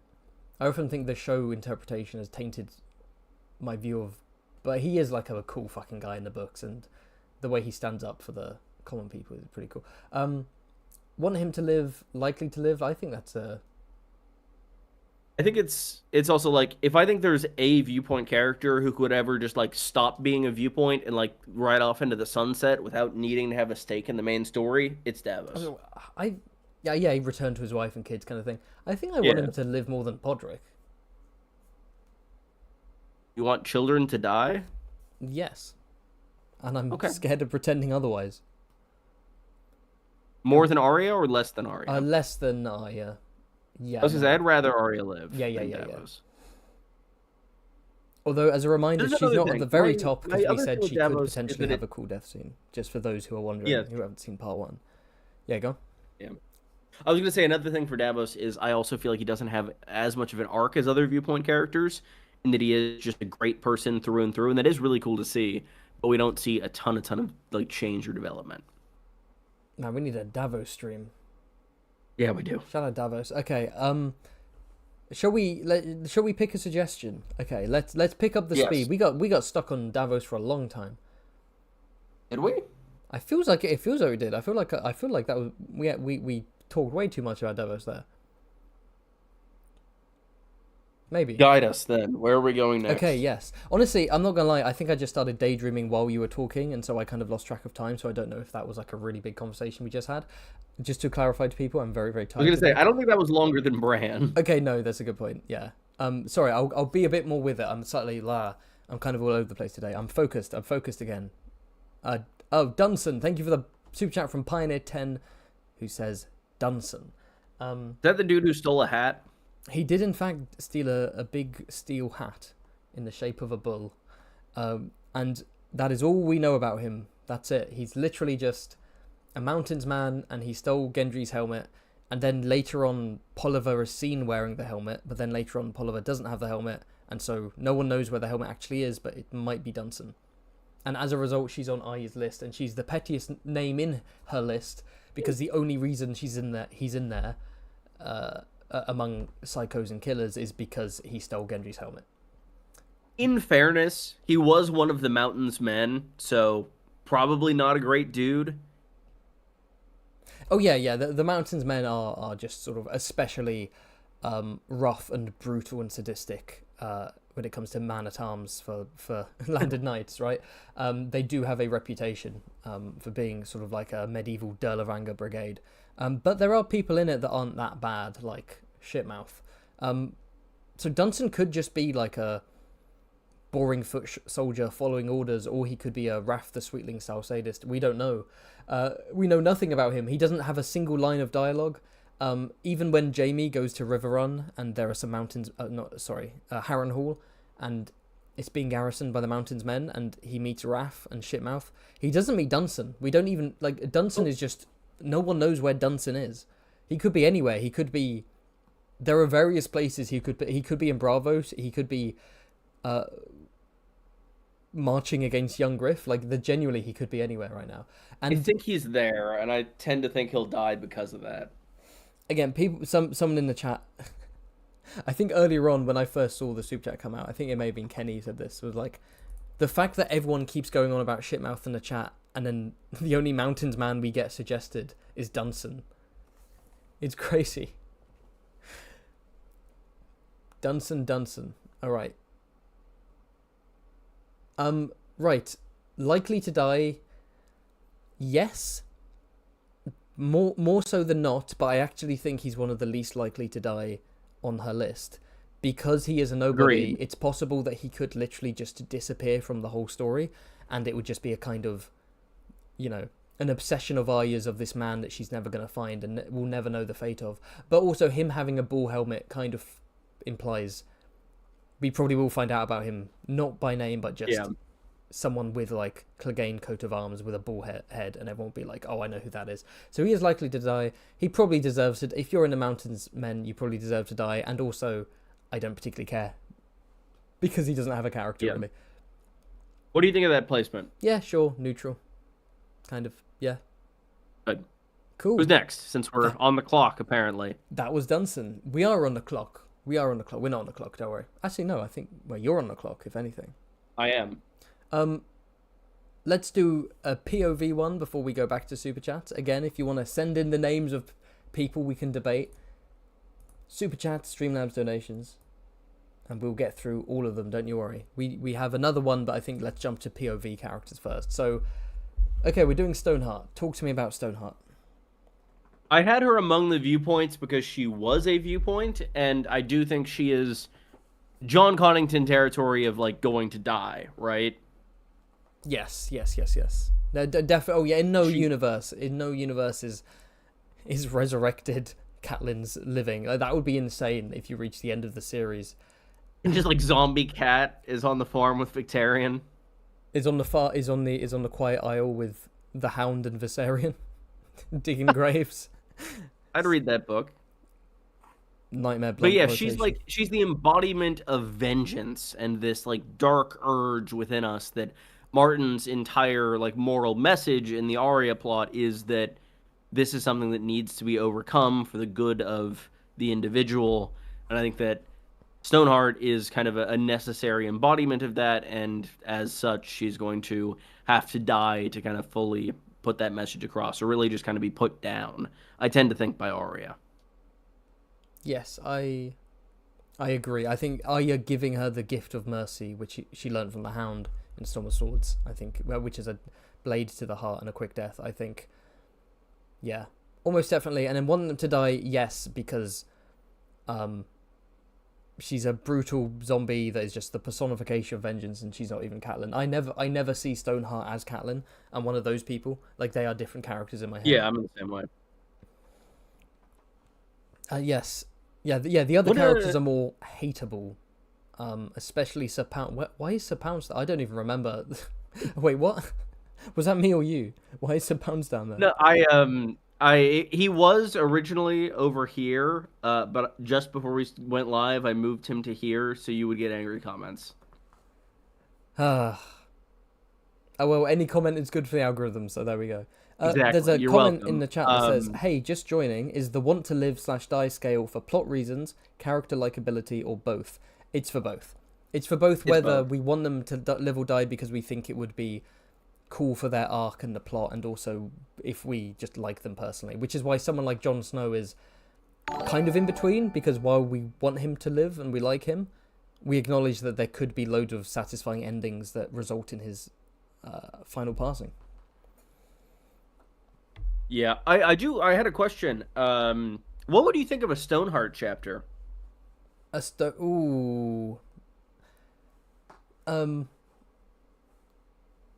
don't think we need it. if I'm talking in terms of personal hype, yes, it would be hype as fuck to turn to a chapter and it says How Stoneheart. hype would that be? It would Imagine be like Jaime's trial from Stoneheart's perspective. no, it would be awesome. It would be awesome. I guess the more cynical side is like we have too many POVs, damn it, and also like it wouldn't be necessary, and it would be weird to have a one-off chapter kind of thing. But or if anything, maybe I feel like she's maybe creepier and more interesting not being inside her head, just Agreed. wondering what's inside her head. But it would go hard. I can't pretend it wouldn't go hard. Right. Well, that was. We do have a Davos-related super chat here that I Ooh. could read. Go for it. From Merkel John. Thank you very much. We love Davos because he's our Song of Ice and Fire dad after Ilan Payne cuts the head off of our Song of Ice and Fire dad. He's our everyman and our moral compass. Yeah, which is fair. He is kind of like the lowborn Ned Stark, basically. Yeah. I did a video a million years ago. I think it was in my first like 5 or 10 Ice and Fire videos, talking about why I think that a lot of the fan love for Stannis Baratheon comes from him kind of being a surrogate Ned Stark to the viewer, because he comes in immediately after Ned's death and is this individual who's kind of a dark inversion of parts of Ned, like the honorable parts. And I do, these days, if I were to redo that video, I'd probably change it and say that, like, I think Stannis and Davos synthesize different parts of Ned Stark, and I think that's why those two are so compelling to viewers. Yeah, he was always seen, whenever people talk about, there are no morally good characters in Song of Ice and Fire, everyone is grey or a shade of grey. People often point to Ned, Brienne, and Davos is kind of like the best of the best, even though Davos is obviously the most morally grey of those three. Yeah, I'd also say Sam. Yes, Sam for sure. Shitmouth. Shitmouth is up there. Someone suggest Shitmouth. Damn it, he's talk about a fan favorite. I love Shitmouth. Who's up next? Let's take a suggestion. Thank you for the super chat from 84 Bandwagon. Another one, thanks so much, who says, on that note, Sir Flemont Brax. This is when we were talking about Flemont Brax, the second, either the second son of the Lord or the younger brother of the Lord. And the reason he's such a fan favorite is A, his name is cool and interesting and weird, and B, he has a unicorn helmet, and that's just fun. And so he kind of developed a weird sort of cult fan base in the fandom. That being said, I don't actually know where he currently is or what he's doing. So in terms of his likelihood of death or survival, I don't know. I want him to live because he's cool, and I want to see him again in the series. Could you be a tech guy in the chair? Could you? That's what I'm doing. Yeah, because I don't know. Oh, damn! I didn't realize that he appears in every book except for Dance. Wait, really? Oh, wait. Let me think about this. So the first book, maybe he's part of the Westerlands camp marching into the Riverlands. Correct. Second book, again in the Riverlands, maybe a meeting with Tywin. Third book, likewise, or he comes to King's Landing to say hi. He's among the nobles with Tyrion when they greet the Dornish. Ah, cool. So he's moved back to King's Landing. Yes. And then in Feast, is he part of Jaime's Riverland entourage? Yes. He goes to Riverrun with Jaime, and that's the last we hear of him. Ah. Okay, so he's part of that crew along with Harwin Plum and Adam Marbrand, maybe? Yeah, and Craigall, too. Yes, Lyle Craigall, etc., etc. Yeah, the Westerland Bros. Likelihood of... Well, I don't actually know. What's the likelihood of their fates? Because are they going to march south to face... Second Red Wedding. Young Griff? Oh, yeah, are they going to be part of the Second Red Wedding? Oh, I could see that happening. Probably. Big River Run wedding between a Lannister and a Frey. I could see the Westerland nobles being invited if they're in the area. Yeah, I think he's probably likely to get swept up in that, unfortunately. Yeah.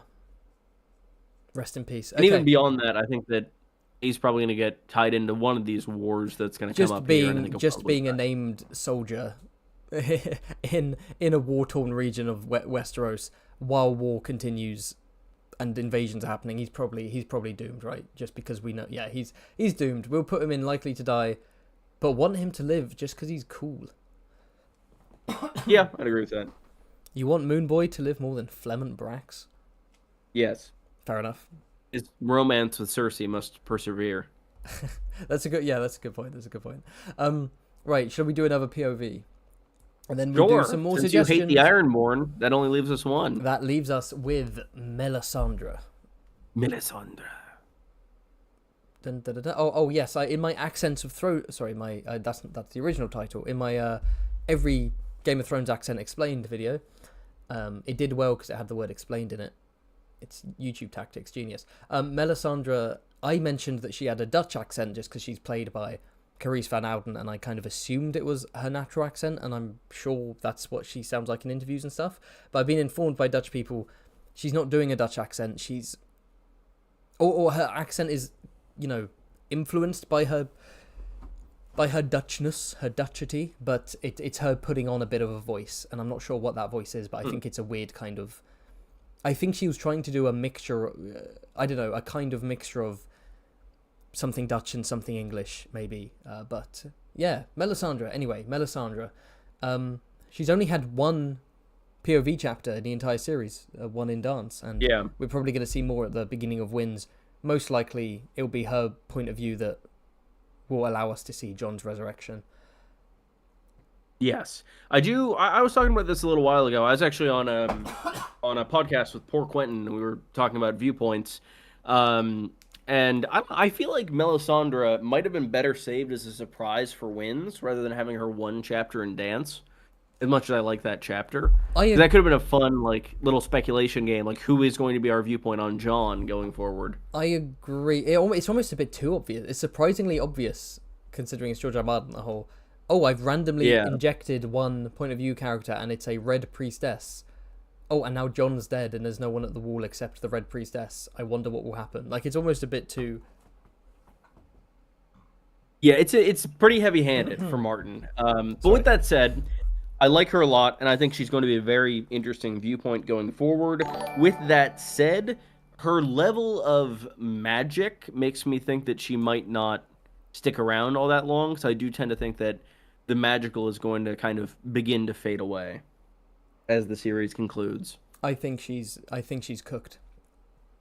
Yeah, because she's also 7 billion years old, apparently. She is. Yeah, yeah. Whether the death is linked to her age, like in the show where she just kind of dies, dies from overuse of. She runs out of exposure, battery juice or something, or whether she just is killed in some way, or gets resurrected as a white and then becomes an ice red priestess, a bit like that interesting blue miniature that George had commissioned. I don't know. I think she's cooked just because, yeah, she's super powerful. I think she's gonna last a while. I can see her making it to the end game, definitely making it to the Long Night. But I think she's probably going to die in the Long Night. That's kind of where her character's leading to, and it would be weird for it to continue. Because Daenerys already has Benero and Makoro as her cheerleaders, so you don't need Melisandre to survive the Long Night and continue championing Daenerys, do you? Makoro's so cool, dude. He is cool. I keep forgetting how he's described as being wide, just just thick. Yeah, I'm trying. Oh yes. Do we want her to die? That's the question. What? Desire for her to die? I don't know. I think that her narrative role being fulfilled, dying during the Long Night, that fits pretty well to the point where I do kind of think that is her time to go. I think if there's going to be a character that will die in the Long Night, it will be Melisandre. Yeah. Similarly to Thoros of Myr. It would be narratively satisfying, plus she kind of deserves it. She does sort of sacrifice people, and she wanted to burn a child alive. Admittedly, for the greater good of, saving Westeros and putting the prince who was promised on the throne, etc. But, even so... Yeah, I do you think she'll... I mean, she's obviously, I think, going to be involved in the burning of Shireen as well. Yes, she is. I'd be surprised if she's not involved. So yeah, that will probably be a kind of crossing a moral event horizon if she hasn't done that already. And yeah, I think she's doomed. I don't see what purpose she serves beyond the long night, to be honest. She might even die before then. I would agree. But yes, I think that's a good place to put her. Right, do we want to do a chat suggestion and then the Greyjoys, or do we want to Greyjoys first and then finish up with chat? Let's do Greyjoys and then chat. Yes, I agree. So this is, I think live stream wrapping up in 20 minutes, I believe, for Quinn. So yep. If there are any characters who aren't on screen you want us to talk about, send them in and we shall discuss them. So I think let's do Aeron first, because Theon and Asha, my thoughts are more complex on.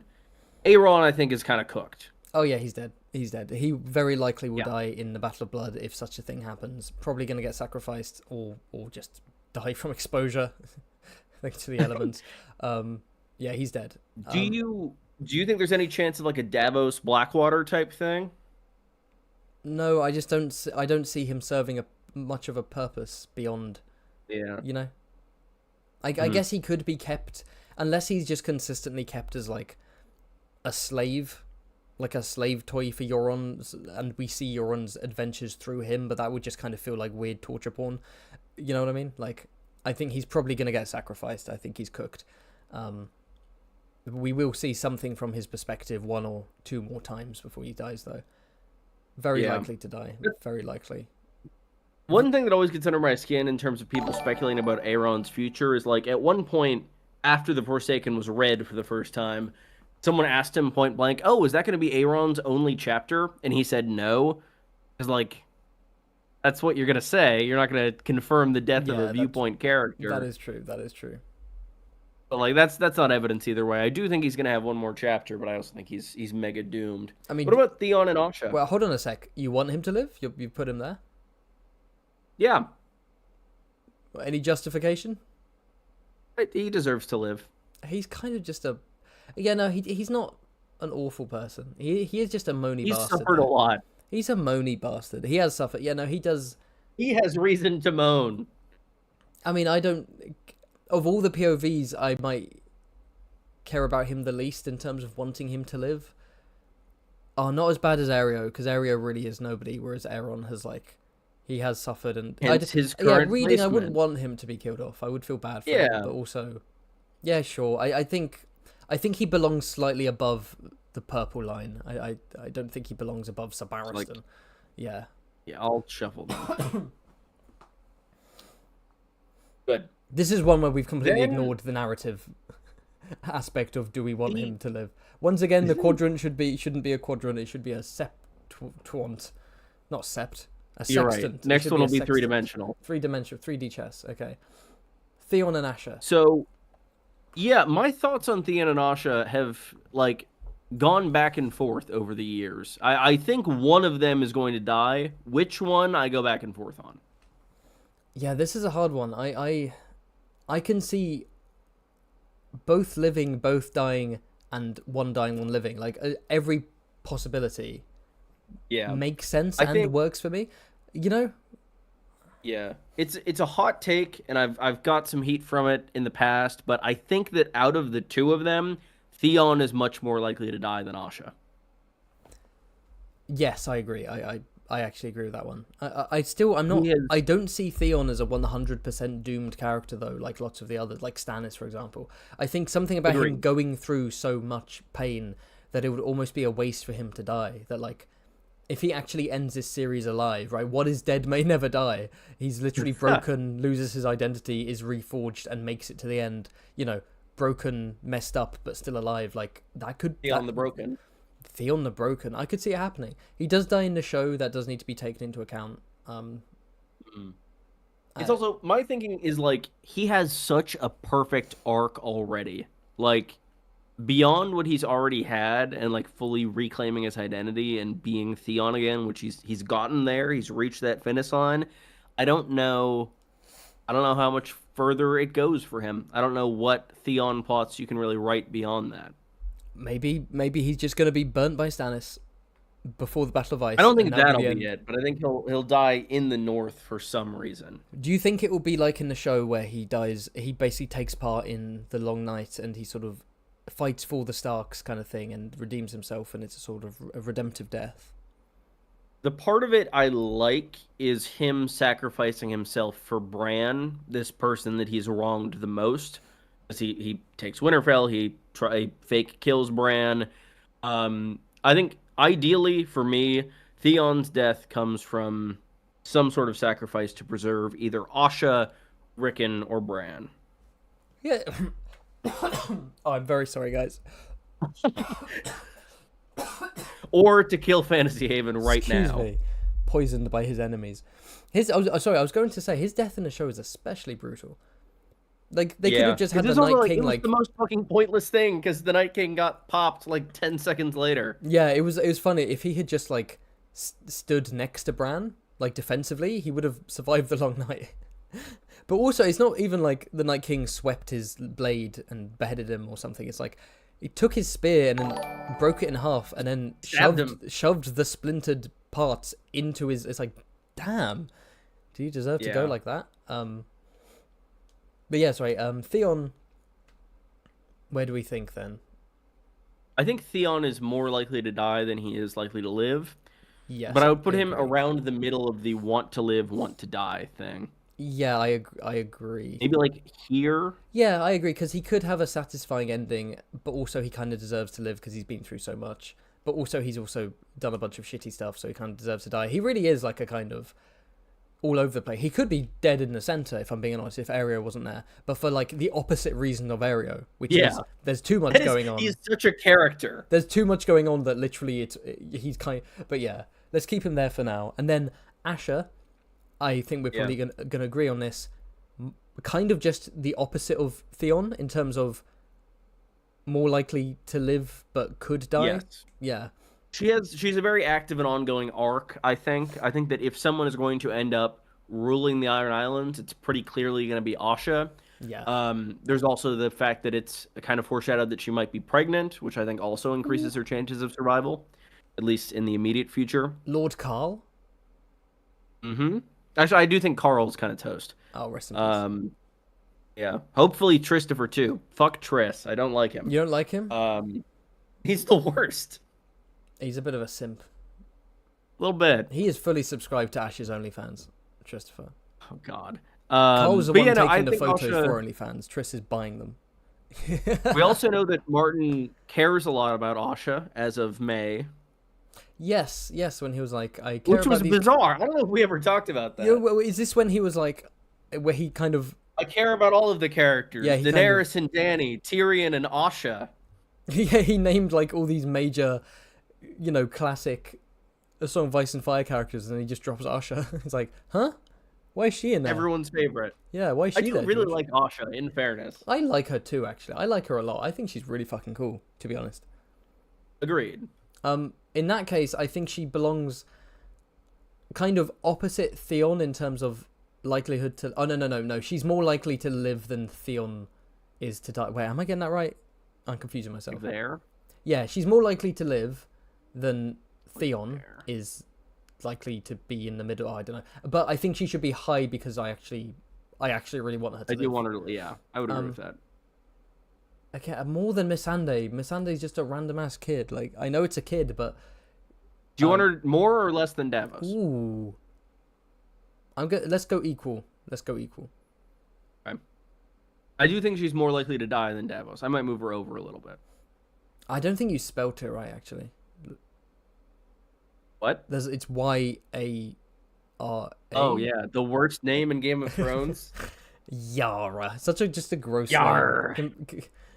Because they didn't want to confuse people with Osha the Wildling. Yeah. Because people really would have been confused between Osha and Asha. And so instead they called her Yara, which sounds a bit like Arya. I will say the other renaming that I can think of, I didn't super mind. Oh yeah, Robin Arryn was smart. Robin Arryn was really smart and like sensible. Can you imagine if there was a Rob and a King Robert and a Lord Robert Arryn? Like, that's too much for the show. Yeah.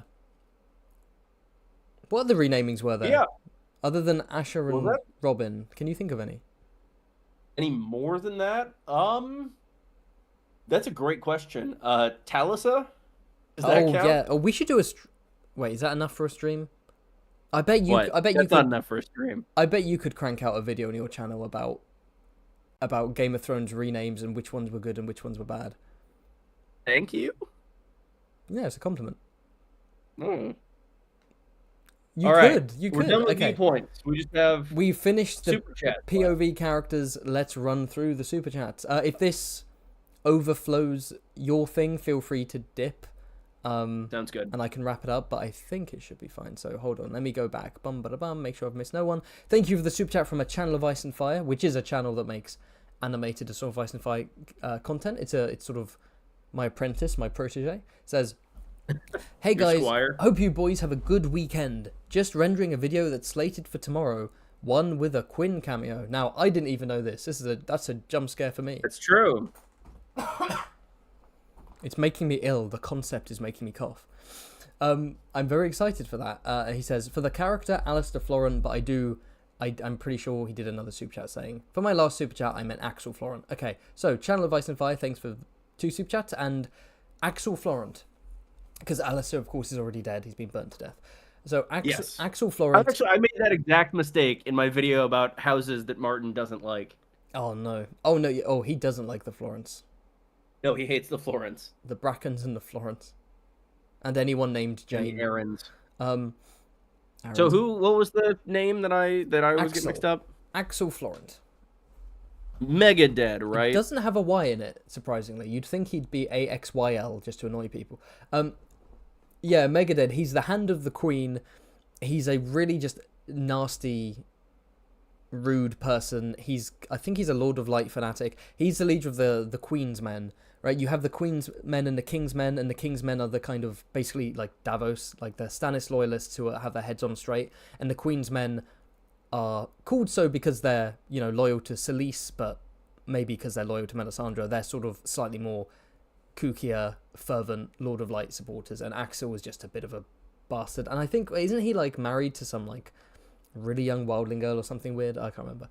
But Axel Florent, yeah, probably gonna die. There's no way that the nastier people in Stannis' camp are dying. Everyone in Stannis' camp is dying, let's be honest, apart from maybe Davos. So, and yeah, likely to die, and he deserves to die. He's just not a nice character. He's not even like fun, like a bad guy, but you kind of root for him in a kind of like Victorian. He's just a thug. He's just an asshole. He's just an asshole, yeah. Okay, what else do we have? We have. Thank you for the super chat from. Wait, let me just make sure I'm getting this right. Thank you for the super chat from Zorbok Lad Varaga. Zorbok Lad Varaga. Zorbok Clad Varaga. I don't know. 4467. Thanks so much. Who says 7 blessings, Lord Haven. 7 blessings be upon you as well. Will Lancel Lannister die? I really hope he lives. He's a very tragic character. Cersei ruined his life and he blames himself. I mean, to be fair, he did, let's not take agency away from him. He did decide to... He was a child. That's a good point. You kind of forget that. In fairness, he's 16 if we're trying to consider everything there. In Game of Thrones. Yeah, he's 16 and he's manipulated by an older woman who's grooming him sexually. And then she manipulates him into killing the king. Yeah, no, that's a good point. See, I feel like that's not the intention with the character, because George is weird with ages, but looking at it from a modern perspective, it does. Yeah, like this is a victim, but I don't think that's meant to be the book interpretation. I think the book interpretation is he's a horny young man and wanted to empower the Lannisters and was like, yeah, I'll help you on your plot to kill the king. That sounds cool. I think he's mega dead, personally. Yes. Oh yeah, he's dead. He is dead. Whether he blows up in the sept, like in the show, cool sequence. Although it's never quite explained in the show why Lancel starts randomly chasing a kid into the sewers. Yeah. Like that, he just starts doing that. It's like, do you know something? What did you say? What? Sorry, continue. Lancel, likely to die. Want him to die? I mean, I don't hate him because I hated him before. No. Before his transition, and then after his transition, he's just kind of like a weird, faith-pilled I think Volcel. he's interesting. I think He that isn't, he has a chance of like coming through it all in an interesting way. but he's not going to. Like him being the last surviving Lannister could be interesting, except he's mega dead, which is why I at least initially put him in the I want them to live because like I wouldn't mind Lancel living. Yeah, me neither.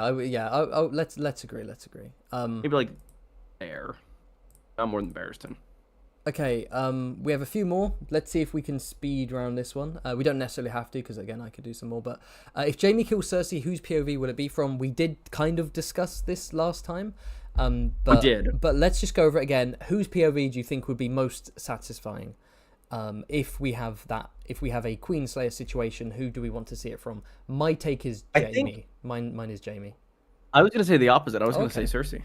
Well, I guess because my thought is I could see Jaime having a chapter in the same chapter. Who do you think?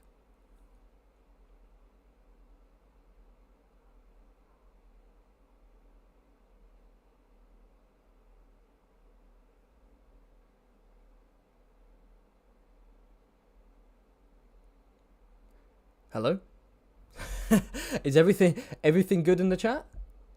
Hi, yeah, what's up? What happened? I think my internet cut out for like 1 second, but I'm still live streaming. Oh, that's good. It's like it cut out so quickly that it wasn't able to crash the stream. That's crazy. Anyway, ideal. Yeah, that's never happened to me before. But yes, what I was going to say is, well, what I was saying was, I don't know if you heard me before we cut out, but if it's a chapter where, let's say, Jaime strangles her to death and then bricks fall on his head or whatever, who do you want to see that from? They both die in the same POV. It's Jaime killing Cersei. Who do we want to see that from? I say Cersei in that instance. Oh, interestingly enough, if that were the case, then Cersei dies and we wouldn't even see Jaime's death. We would just hear about it. Yeah, or we just see both of their deaths from their own perspectives, or like Jaime dies slightly later. Yeah, no, but that's not the question I was asking you. Oh, you're saying if they die I'm saying, sorry, no, I was saying they have to die in the same chapter. This is my hypothetical. It's the same chapter. Jaime kills Cersei, and then Jaime dies. Or Jaime is killing her as they both die at the same time, kind of vibes, which means that, which one is most satisfying for you? I'd say Cersei. Okay. I think you have to be in Cersei's head for the elements of the prophecy for her to finally click with that. That's true. Yeah, that's a good point. Although if they both died at the same time, I think I actually agree with you that it needs to be Cersei's perspective, but it would really suck to not have Jaime's final thoughts. Yeah. Damn. Yeah, I guess we didn't have Ned's. That's true. I always thought having knowing about how powerful and infamous Ned's death was. And I hadn't watched the show, but when I finally read the books, I was like, yeah, Ned, I know. One of the few things I know, he dies. When I read his chapter, I remember being a bit disappointed. The Arya chapter where he dies. I remember being like, oh, that's nowhere near as emotional and impactful as I thought it would be based on what I know of the legacy of Game of Thrones. And it's so much better in the show. Yeah. Yeah, that's fair. Anyway, and then we have couple more super chats, unless anyone wants to throw more ones in, but we can do these two before you dip. Oh, maybe we can do one more before you dip. Yeah, sounds good. Thank you for the super chat from Merkel John, who says Grey Worm, Belwas, and Delp, 3 heads of the dragon. Okay, well that's 3 whole characters. Well, Delp is dead, so that's 2. Delp is dead. He dies in a storm of swords. Rest in peace, Delp. So, Grey Worm. Oh, this is an interesting one. Let's be super fast because you've got to go soon. So Grey Worm lives in the show, which I think was almost an intentional. Everyone expected him to die, and so he was the character everyone expected to die. Yeah, the whole thing was Missandei would live, Grey Worm would die, and they kept foreshadowing Grey Worm's death, and they flipped it on its head, which was kind of interesting to be honest. Burning expectations. Technically, he's dead because Davos sent him and his friends off to be genocided in North. Yeah, by the butterflies. I don't know. My answer is don't know. I'm going to say more likely to die if he's part of Dany's entourage.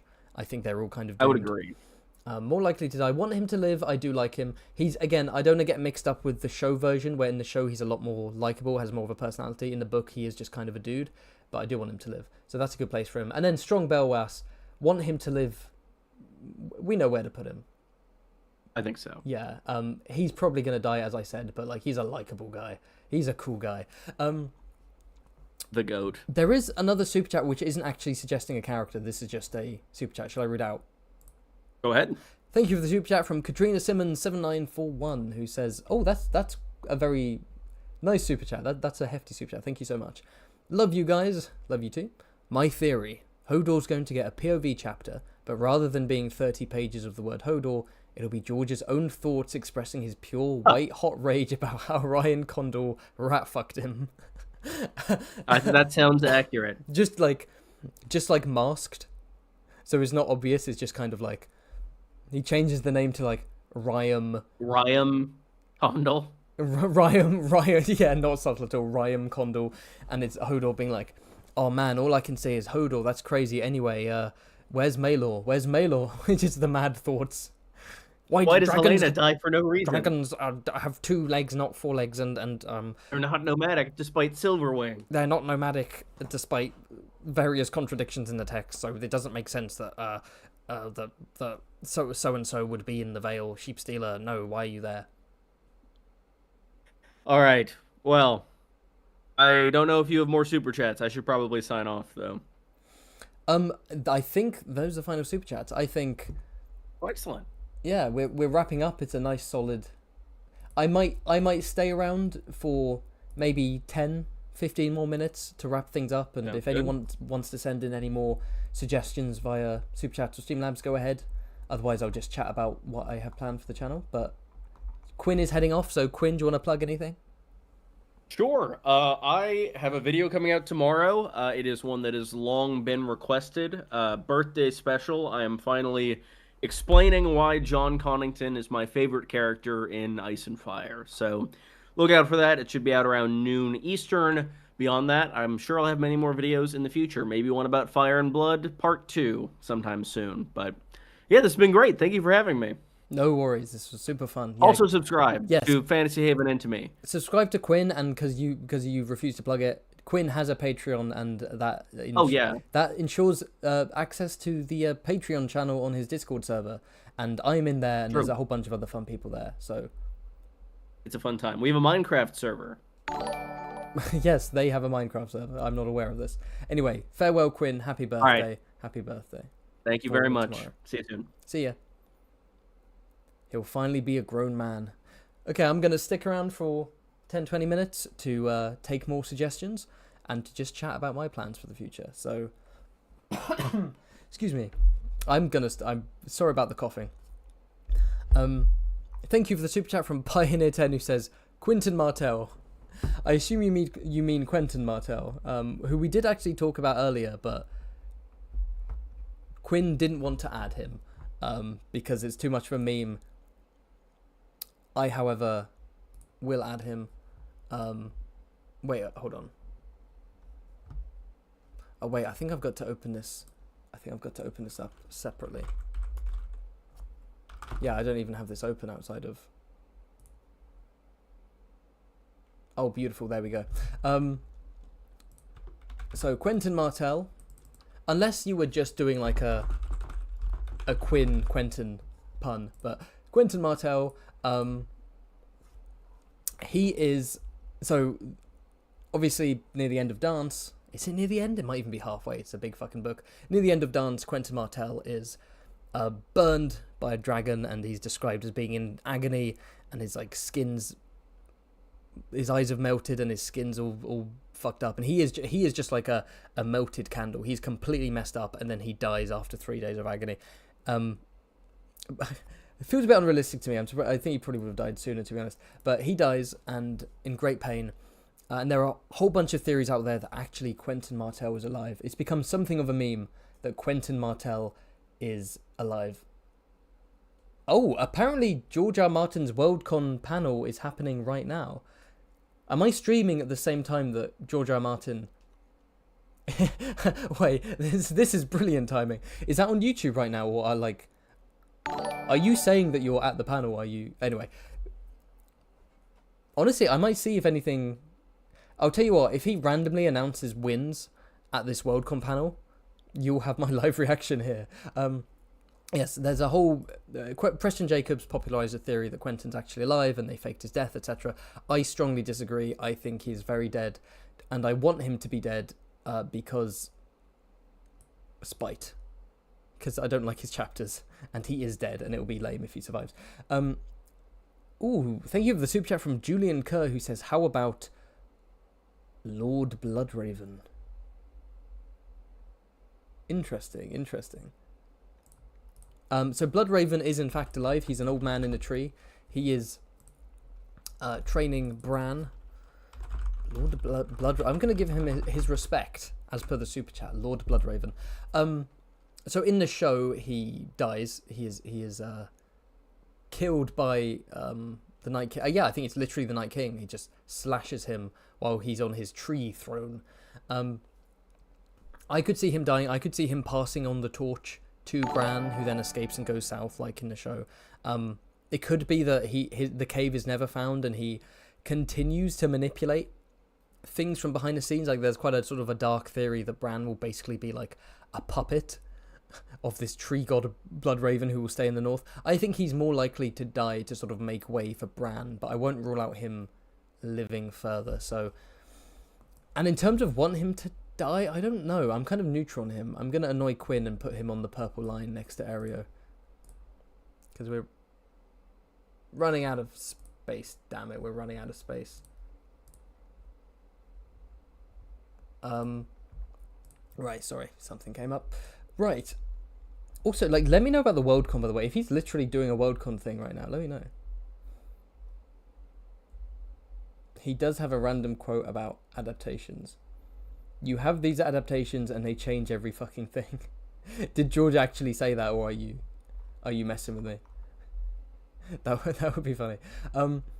Helene, thank you for the super chat from John M622, who says, Helene the Pyromancer.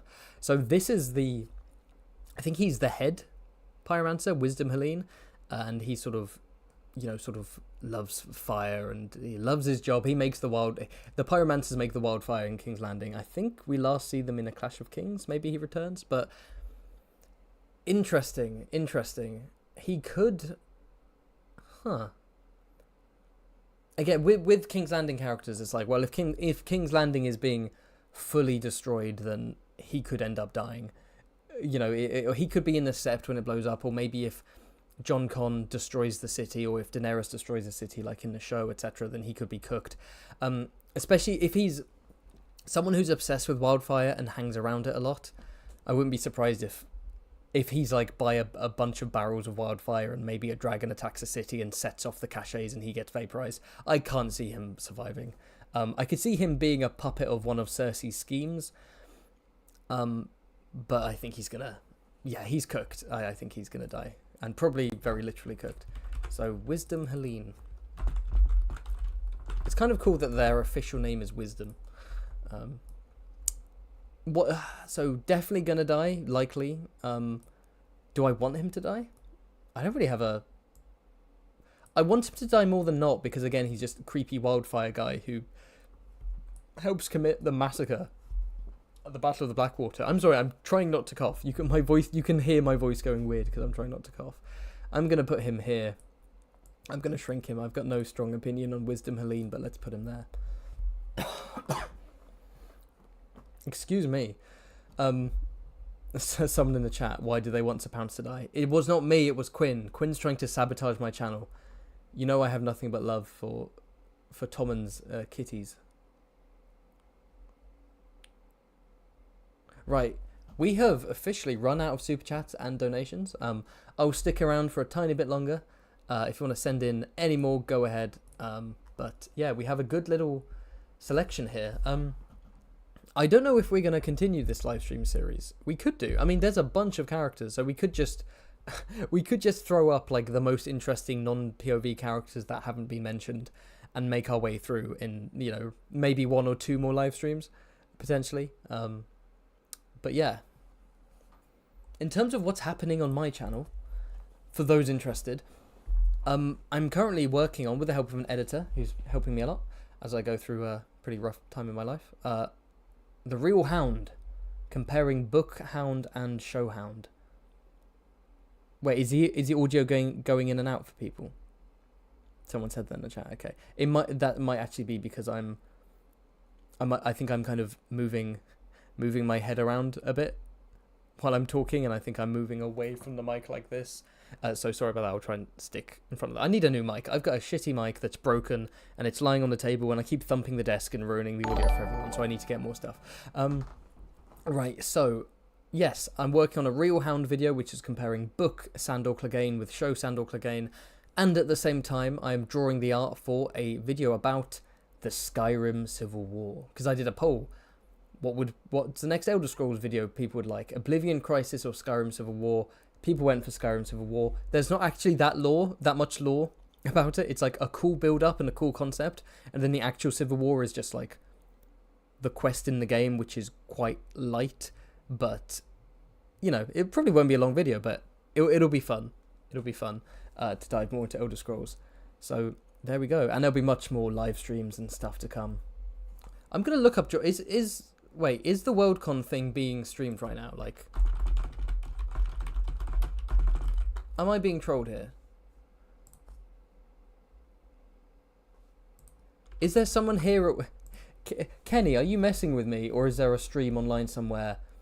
Or are you, like, at the con itself? Where is it? Where even is it? Sorry, bumped the mic. I apologize.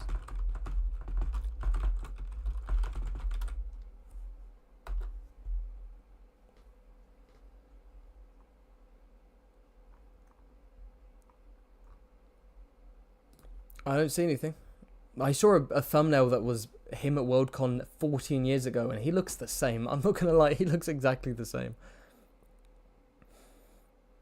Oh, Jam Tart in the chat. As a random aside, I finished the books yesterday, so now I can watch videos on this channel with reckless abandon.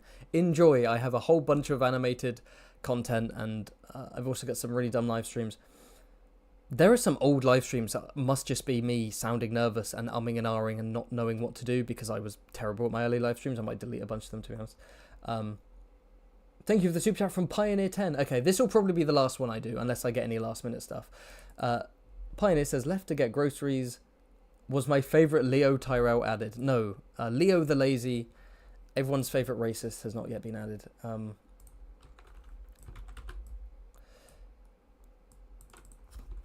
Lazy Leo Tyrell. He's at the Citadel. He's just kind of mean and rude to everyone. He's doing his 4th degree because he doesn't want to leave uni. He loves the societies and he loves clubbing. He's a bit of a weirdo. No one wants him there. His daddy's paying for all the courses. He's not actually going to get a job. He just wants his whole life to be the uni experience over and over. Leo Tyrell is... Ooh, I don't know.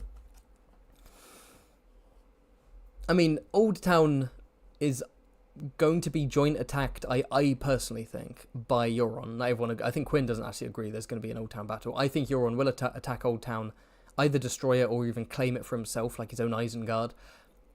But at the very least, the Brave Companions are heading that way, and they will join in the chaos, or at the least will just outright attack it. So, I don't know, I think he's part of Sam's merry crew. Something about him being so nasty, it's almost like he's being set up to die. Like, George R. R. Martin, he often has, like, a bunch of side characters, and he'll have some that are, like, especially quite nasty, and they always end up dying. So I think he is likely to die just because of how he's being written. Do I want him to die? Yeah, because he's nasty. I'm not going to go crazy. Let's put him here. I want Darkstar to die more because it's funny. There we go. So, and we have a tip. Okay, I think the tip... Thank you for the Streamlabs donation from Tomfi, who says, Dickon Manwoody from Dawn. Okay, Dickon Manwoody from Dawn. Don't mind if I do. Dickon Manwoody... We know nothing about Dickon Manwoody, right? Is he literally just in the appendix and he has a funny name? I'm going to double check. I'm going to...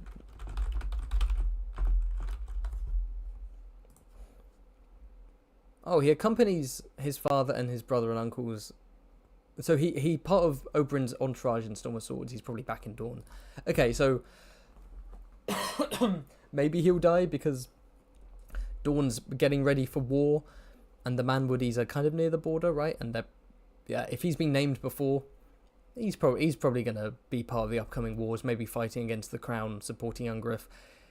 Maybe just because there's a war coming, he's probably more likely to die than not. Like if he were a daughter, if he were a different man Woody, a female man Woody, I'd put him on neutral. I'd put her on neutral. But because he's a soldier, yeah, slightly more likely. Do I want him to die? No, I want him to live.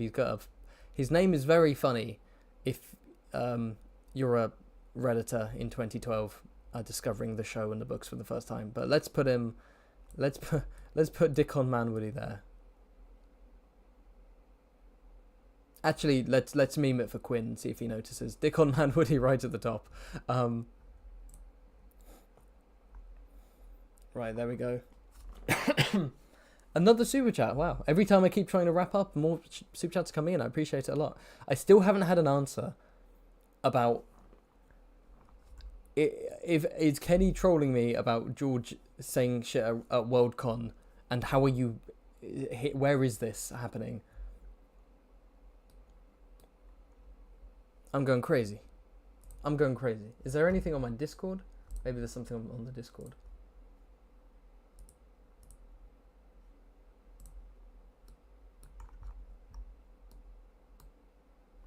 Oh, I see. Oh, someone's... Okay. Okay.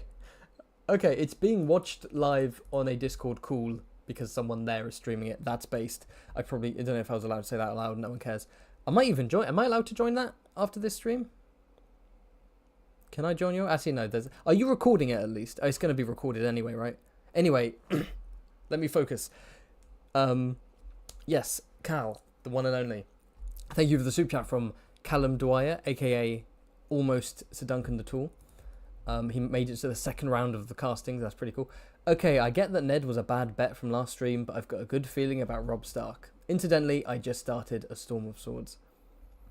Oh yeah, Robb Stark. Oh wow. You know what? I think that is going to be the final name I do, because I was kind of debating about whether this series can continue, because we've basically done all the POV and a lot of, I guess, fan favorites, but like, holy shit, Robb Stark. We haven't even mentioned Robb Stark. So yes, I think that will be the last one, because people like Robb, I definitely want to choose with Quinn, but because you have suggested it, let's do it, and then maybe Quinn and I can kind of discuss it next stream. That can be the first thing we discuss, but I will put him down here. Robb Stark, I think he's let me think. Probably gonna die. Probably. I mean, Roose Bolton looks sus. Walder Frey, I'm not sure if he can be trusted, but Robb Stark is a cool fighter, and he wants to get revenge on Joffrey, and obviously George R. R. Martin wouldn't just have Robb like swear vengeance and be the hero and march down against Joffrey and then lose in any way. So likely to live, I think he is actually very likely. I changed my mind. Want them to live? Yes, of course I do. He's a really fun character. Shame he doesn't have a POV, but I will put him there. There we are. Don't mind if I do. If Robb POV definitely would have been interesting, wouldn't it, guys? Definitely would have been interesting. Yeah, I hope that Worldcon event is being recorded, like, officially, like, by cameras to be put on YouTube. I don't know why I said by cameras, don't know how else it would be recorded.